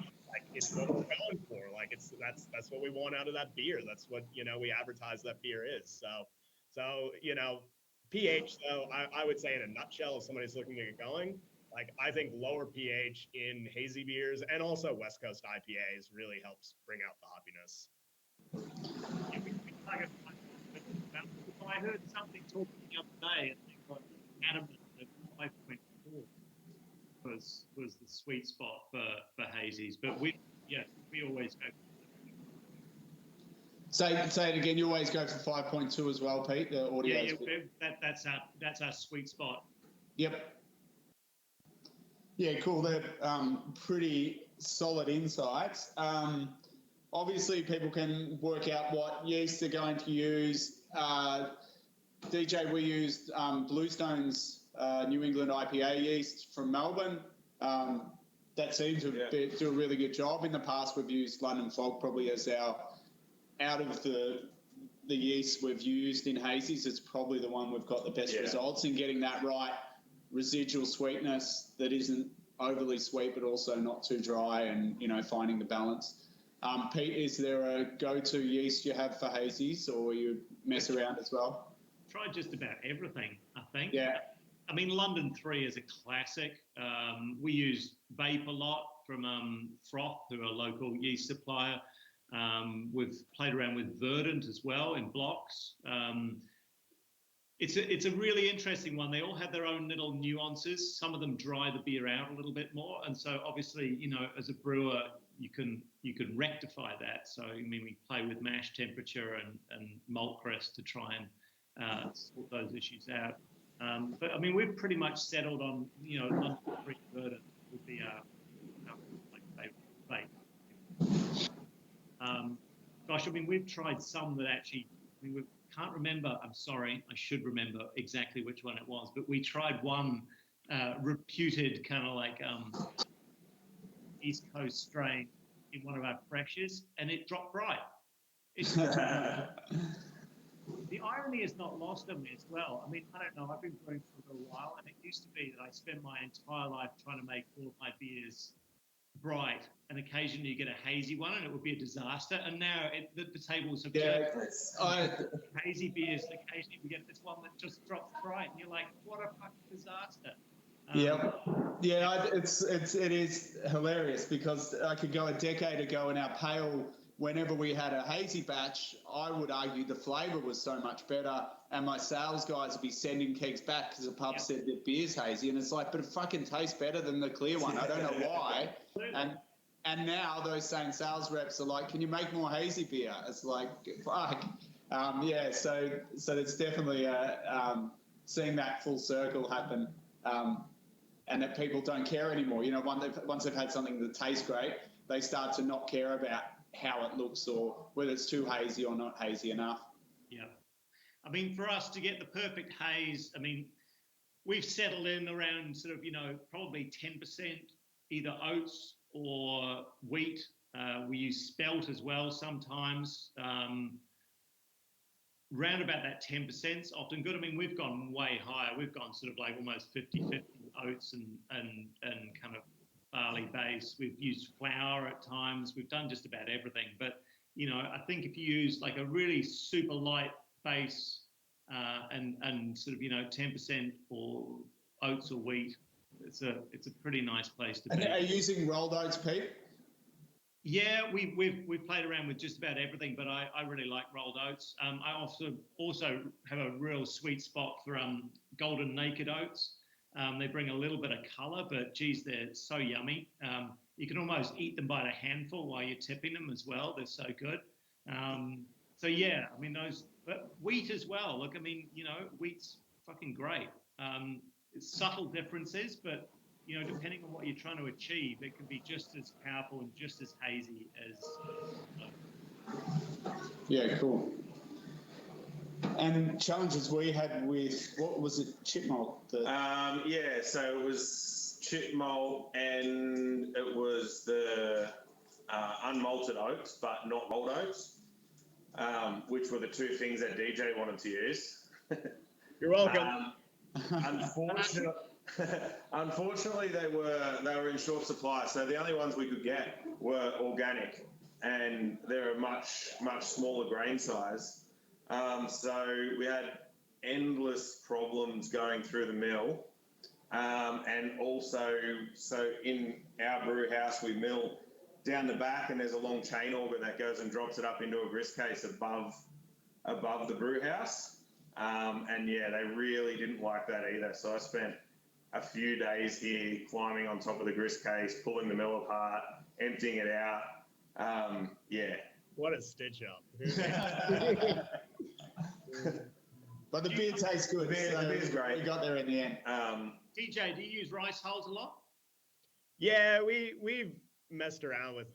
We're the same. Like we've done the full gamut of things here as well, and you know, I like different ingredients for different things, but yeah, we do use a lot of rice hulls. You know, there's been plenty of long nights here at Mountain Culture. We do use a good bit of rice hulls. That's a game changer for anyone who's never used it's in high. And if you think you've got enough rice hulls, add some more. Add some more, yeah. We churn through rice hulls here, and yeah, the moment someone skimps on it, there's a long night ahead. We use heaps. We're using quite a high percentage of rolled grains and raw grains, and a shitload of wheat as well. So a whole lot of stuff there that doesn't have any husk. So yeah, we use a heap. Guys, we'll probably keep talking about hazy beer till the end of time and hop selection, but I think we've some really good insights and things that I didn't expect we'd talk about. So water profile being one of them, and pH, like good starting points. They're probably the things that you don't see much discussion on. You know, obviously malt selection, hop selection, yeast selection, they're the three things people talk about. So getting your insights into what you do there is been really good. I'm sure we'll probably talk about those things ourselves as well and see what we do with water profile on those beers. Appreciate you tuning in. DJ, I'm going to see you here tomorrow or today in Beachwood. Yeah, I gotta go. Are you in a private jet at the moment?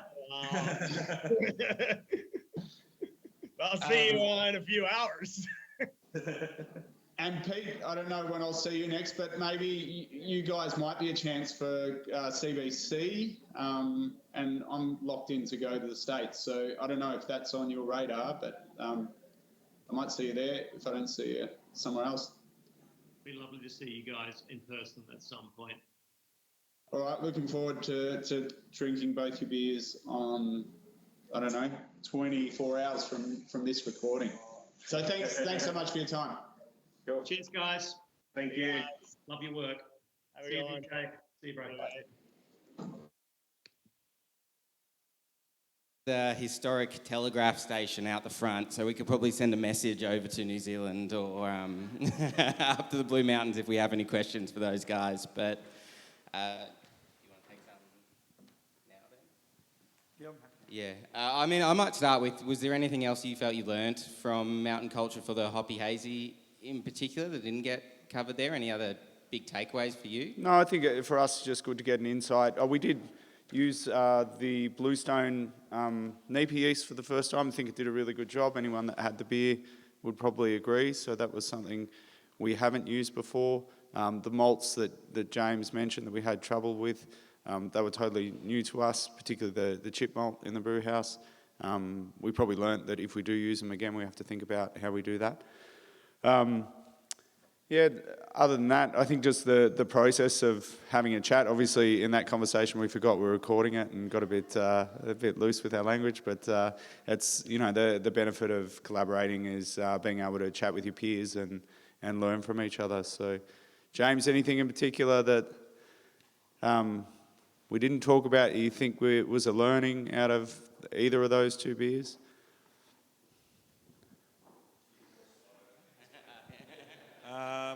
I'm just trying to think what we learnt from those guys. I mean, yeah, the pH range I think for me was interesting. We don't normally go quite that low. Yeah.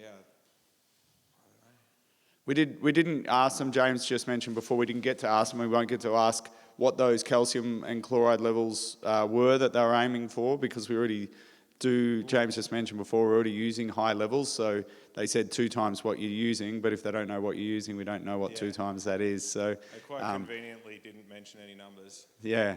So maybe some follow-up questions we can hit them up on that front. I mean, yeah, like I say, we're already using heaps, so, and I did send him the recipe and they never questioned it, so I'd like to think we're probably in the right realm, but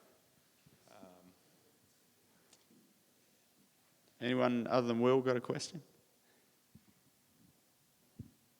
Heaps. Cheers, Benny. Maybe not so much a question, just I thought it was really interesting on the pH side, and a couple of tips, I guess, from mainly brewing IPA and hazy beers exclusively the last couple of years.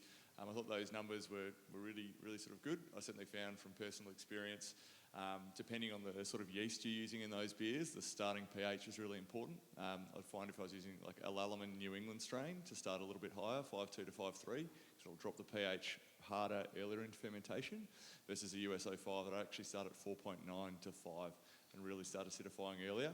At dry hop rates of sort of 10 to 15 grams a litre, that'll increase your final pH later on in fermentation to try and sit in a microbiologically stable endpoint that's sort of right on the sort of thing. So definitely, if you're not playing around with your pHs as much, keep it in mind because it's very important. No, so mash pH is still pretty standard, sort of 5.3 to 5.4, but a post boil acidification pre-knockout.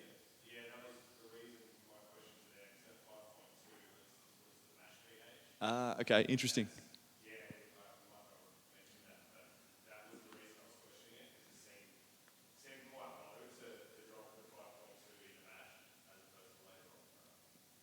Yeah, cool.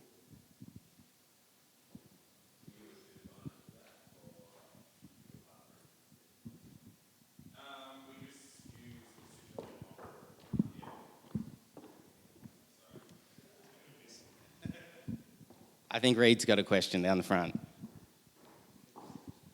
Yeah, just the one thing I think we didn't really cover, but at least particularly with your collab beer, was the hops and actually kind of what type of hops you used, and maybe you can talk about how and when you added them throughout the process.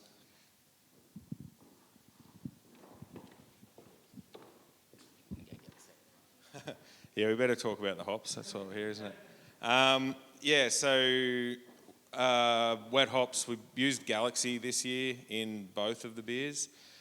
We've used a whole range of experimentals and different varieties over the years. We used to always get a big packet of the experimentals and rub and sniff and choose and go and look at them, and then, you know, pain in Phil's ass and Gail and everything to get them picked and get them to us on time, because this year the festival is a week later, so it used to be a week earlier, and sometimes you'd run into a bit of trouble from when the hops were ready. And then after that, so it used to always get blended and kind of, I don't know, the point was kind of missed on everyone else except for us. So in order to make a better beer, and as production's gone up and we're doing bigger volumes, we've just gone to using the best hop for the beer and the one that's ready at the right time of year, I guess. So that was the rationale behind moving them both to straight Galaxy, because that's been picked on the 1st of March, or maybe even a couple of days before this year.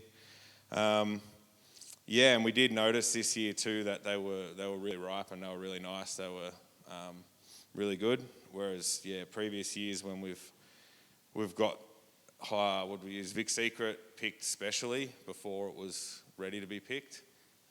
Probably not the best decision. They were noticeably green and not ready, funnily enough, because they weren't picking them. So yeah, so that's the reason behind the selection is, yeah, when they're ready and they work well in the beer. So all Galaxy, and we add them. So post boil, we run through the heat X, cool the wort a little bit, and have the hops in the mash tun and turn the rakes on for a little bit, give them a bit of a mix, and then go straight back out of there, back through the heat X into the fermenter. So it's a lot of work for the brew team. Yes. Sanitising the mash tun after mash out, and then repeating the process. 8 days of 8 days of harvest beers. Two, we can only do 2 brews a day because they take so long. So full mash tun CIP twice a day for 8 days. They were loving it. And you have a very small time frame as well, because that's when you get, start a boil until the end of boil to grain out, clean it, full CIP, get 100 kilos of hops in there, and then, yeah, be ready to go. No. So try and minimise the hot side aeration as much as we can. Just have a, yeah. And the contact time is, trying to think, it probably works out about an hour and a half total by the time transfer. I think it's about 45 minutes from the kettle into the mash tun, and then we just transfer straight out again. So the amount of time it sits in there, we don't actually let it sit and rest any longer.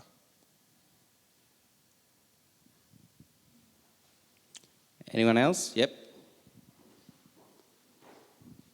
The term stable haze was something that came up quite a few times, and they both mentioned they'd worked on it a lot to figure it out. I guess it's different from system to system, but did they have any insight for you that they shared on how they achieved it, or the paths they took to dial in that stable haze? No, I don't think so.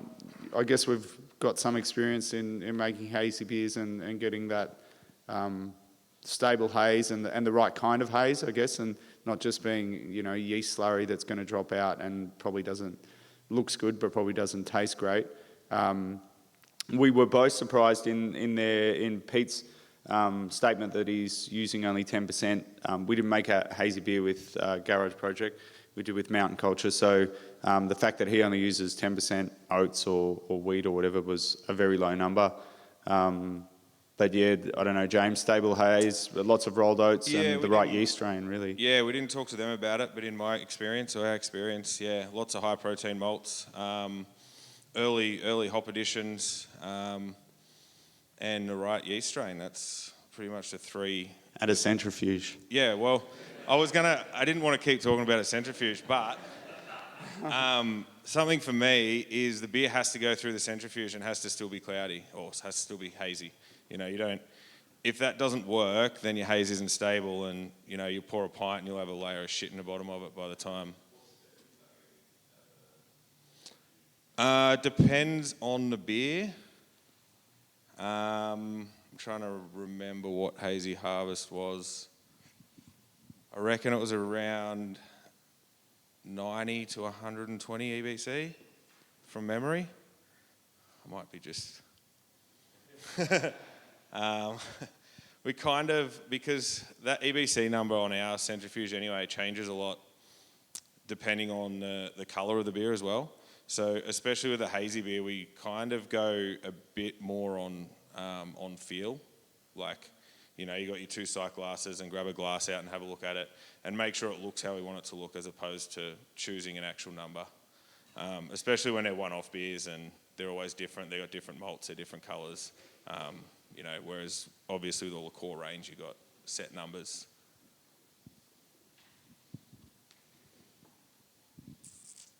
Any other questions? Silence. I think everyone's telling us they're tired. I know I am. Last chance? Yes. No.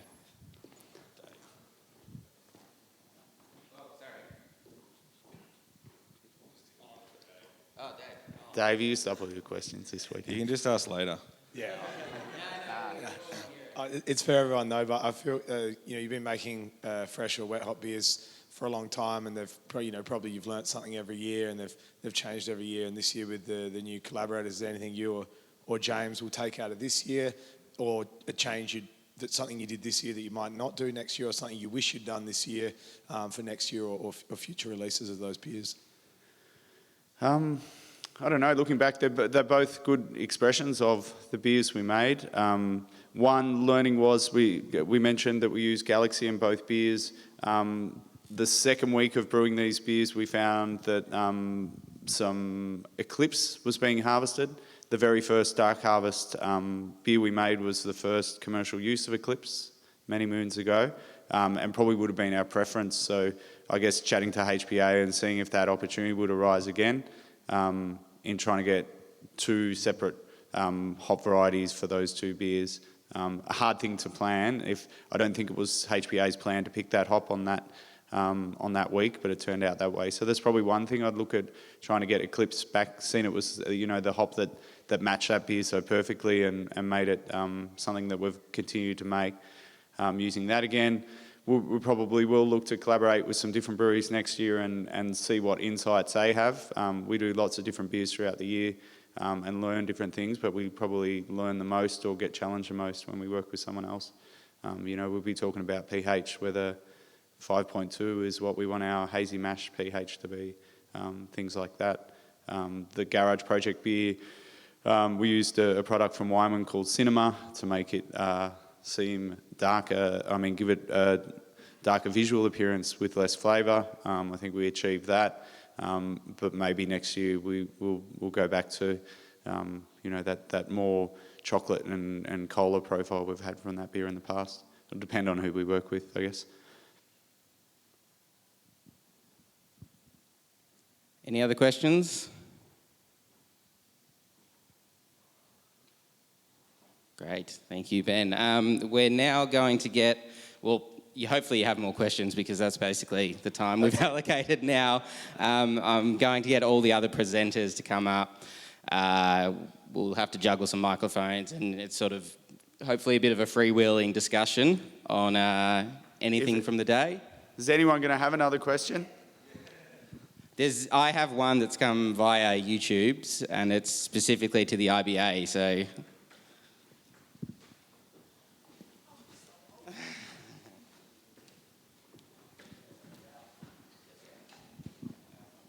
I'll read it first, yeah. So this one's from Trent, and he wants to know, does the IBA offer much of a framework or roadmap for people starting breweries?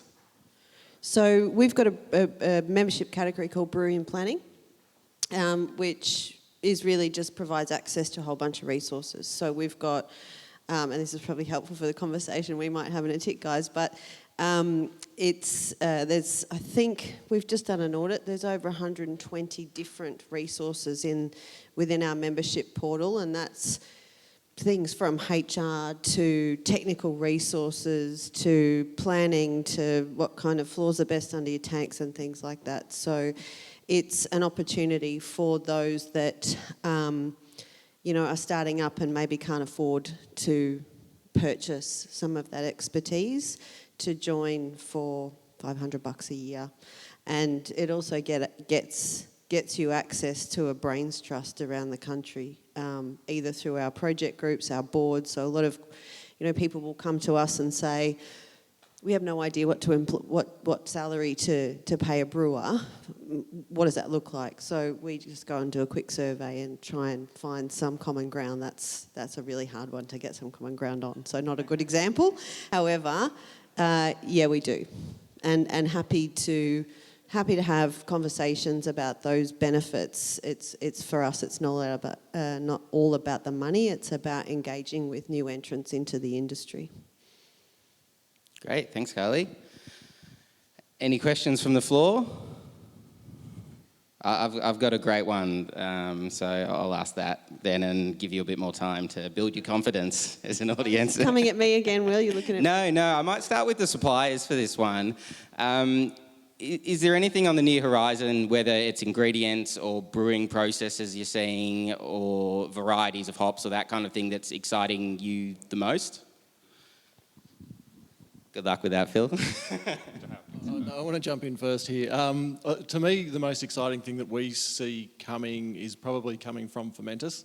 They're doing, as Sam mentioned, they're doing more yeast strains, but they're also really delving into the bacteria space as well. So I think in the near future, we're hoping to see a bit more development in that space, because I think that's an area that, is probably really exciting for the brewers, but also for the consumers. It's just, takes things in a whole new direction. So for me, that's the area that I really want to see come on and develop more than any other, probably.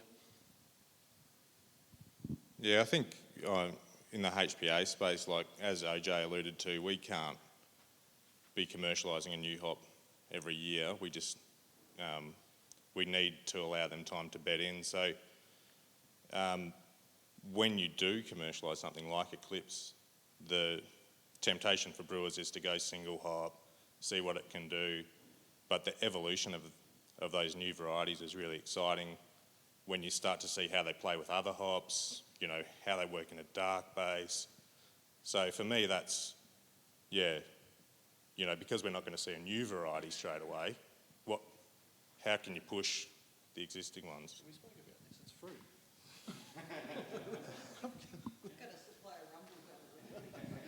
Yeah, I'd probably add just a bit of a random one. I don't know if it'll work out or not, but something we're having a little bit of a play with, without sort of mentioning the product in the sort of oak space and wood space. So obviously seeing a lot of sort of interest in that space and beer with different oak characters and aging maturation, that sort of piece.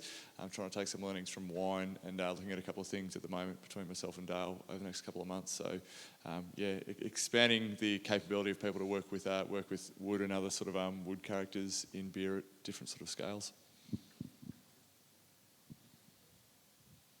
You've surely got an answer, James. Or Tiff? No, I said start with the suppliers and then giving you guys time to think about it. So for me, it's something we get asked quite often. What do you think is going to be, what are people going to be drinking? What are people going to be looking for? What are going to be the trends in the next 2, 3, 5 years? And the one thing that I've really settled on lately is just to focus on sustainability. I think more and more that's going to become something that consumers are looking for. So the more that our industry is looking towards increasing our sustainability across everything, so not just water usage, but also considering things like diversity in the overall business, I think that's what consumers are going to be looking for in the next few years. And kettle sours and fruited kettle sours. And always more lagers.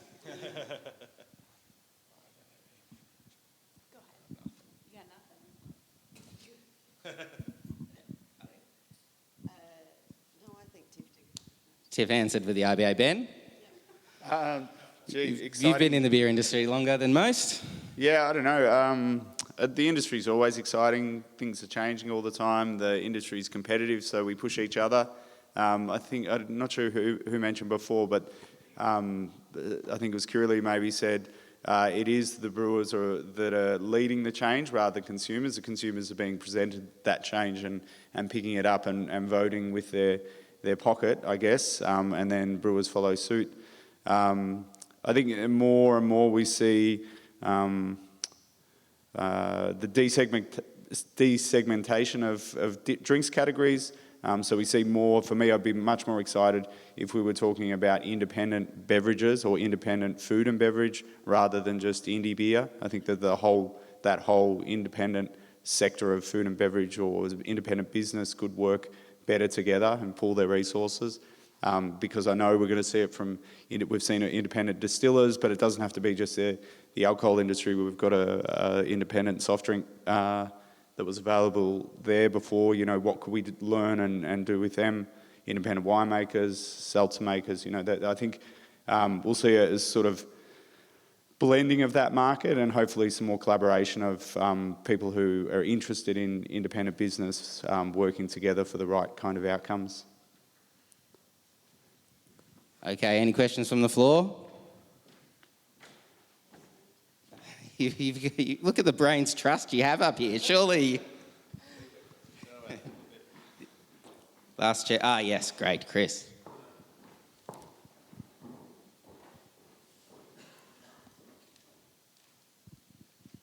A question to either of you, IBA.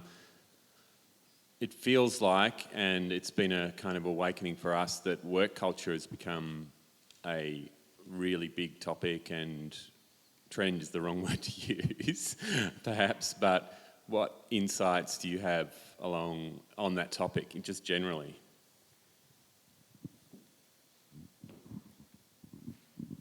I think it's a space, Chris, I think no matter what industry you're in, you need to pay attention to, and it's being driven both ways. And so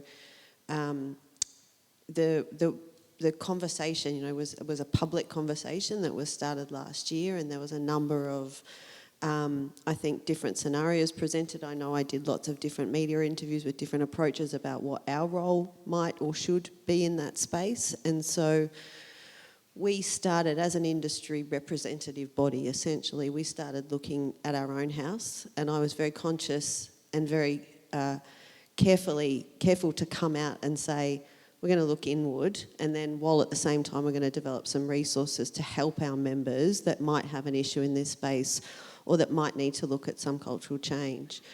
And so we did that, and the code of conduct came from that. We're just about to, Tiff's finishing off at the minute a HR toolkit, which will come out to all members, policies, procedures, all the things that may not necessarily be at the forefront of what you're doing when you're talking about yeast and hops, but just as an integral part of the business as all of those ingredients. So I think we need to be the leaders of change. We're just about to embark this year on a we're calling it at the minute a diversity and inclusion plan, but it's really, for me, I want to push the boundaries of what that means. This industry, I'm super proud to be a part of it because it pushes the boundaries constantly, and I think we need to do that as well with the planning that we're going to do in this space this year.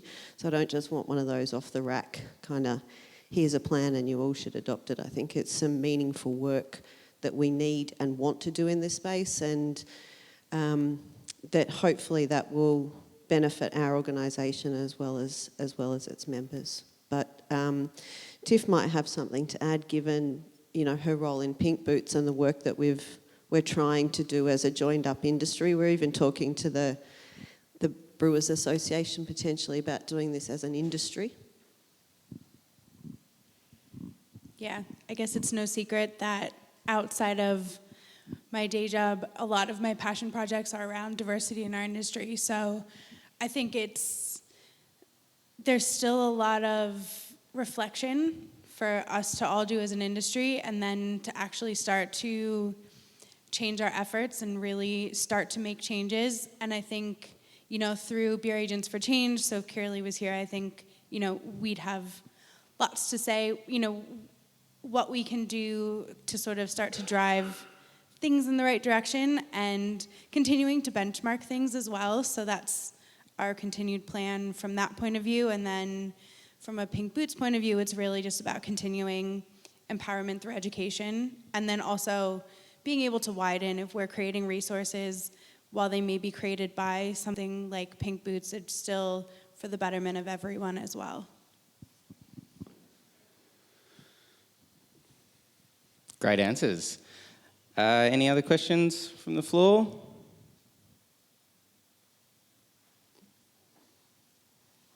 Okay, I guess we better wrap up. As we do, I guess I'd like to start by getting everyone to join me in a round of applause for Ben Krause and the whole team at Bridge Road for putting this on today. And for yesterday. It's been a long couple of years. I think the industry hasn't gotten together as much as it would have in normal times, so it's really great to be a part of something like this where great minds are coming together. And with that, I would also like to extend that thanks to Hop Products Australia, of course, for sponsoring the whole weekend. I'm sure it couldn't have happened without them. Bintani for ripping into each other, I think. We do have cameras on. Bintani for sponsoring the technical symposium today. All the other sponsors who I'll read out now. Fermentus, New Zealand Hops, Convoy Kegs, particularly anyone who was here on Friday would have seen Tom Adams. He disappeared after that. He didn't seem to make it to the festival. Was he around yesterday? Yeah. He was, yeah. He's moving back to New Zealand next week, so I'm sure we'll see plenty of him. Luminaire, the Independent Brewers Association, Gladfield Malt, and feels weird, but the Crafty Pint, I guess. Cool, and that's it. Thanks. Cheers.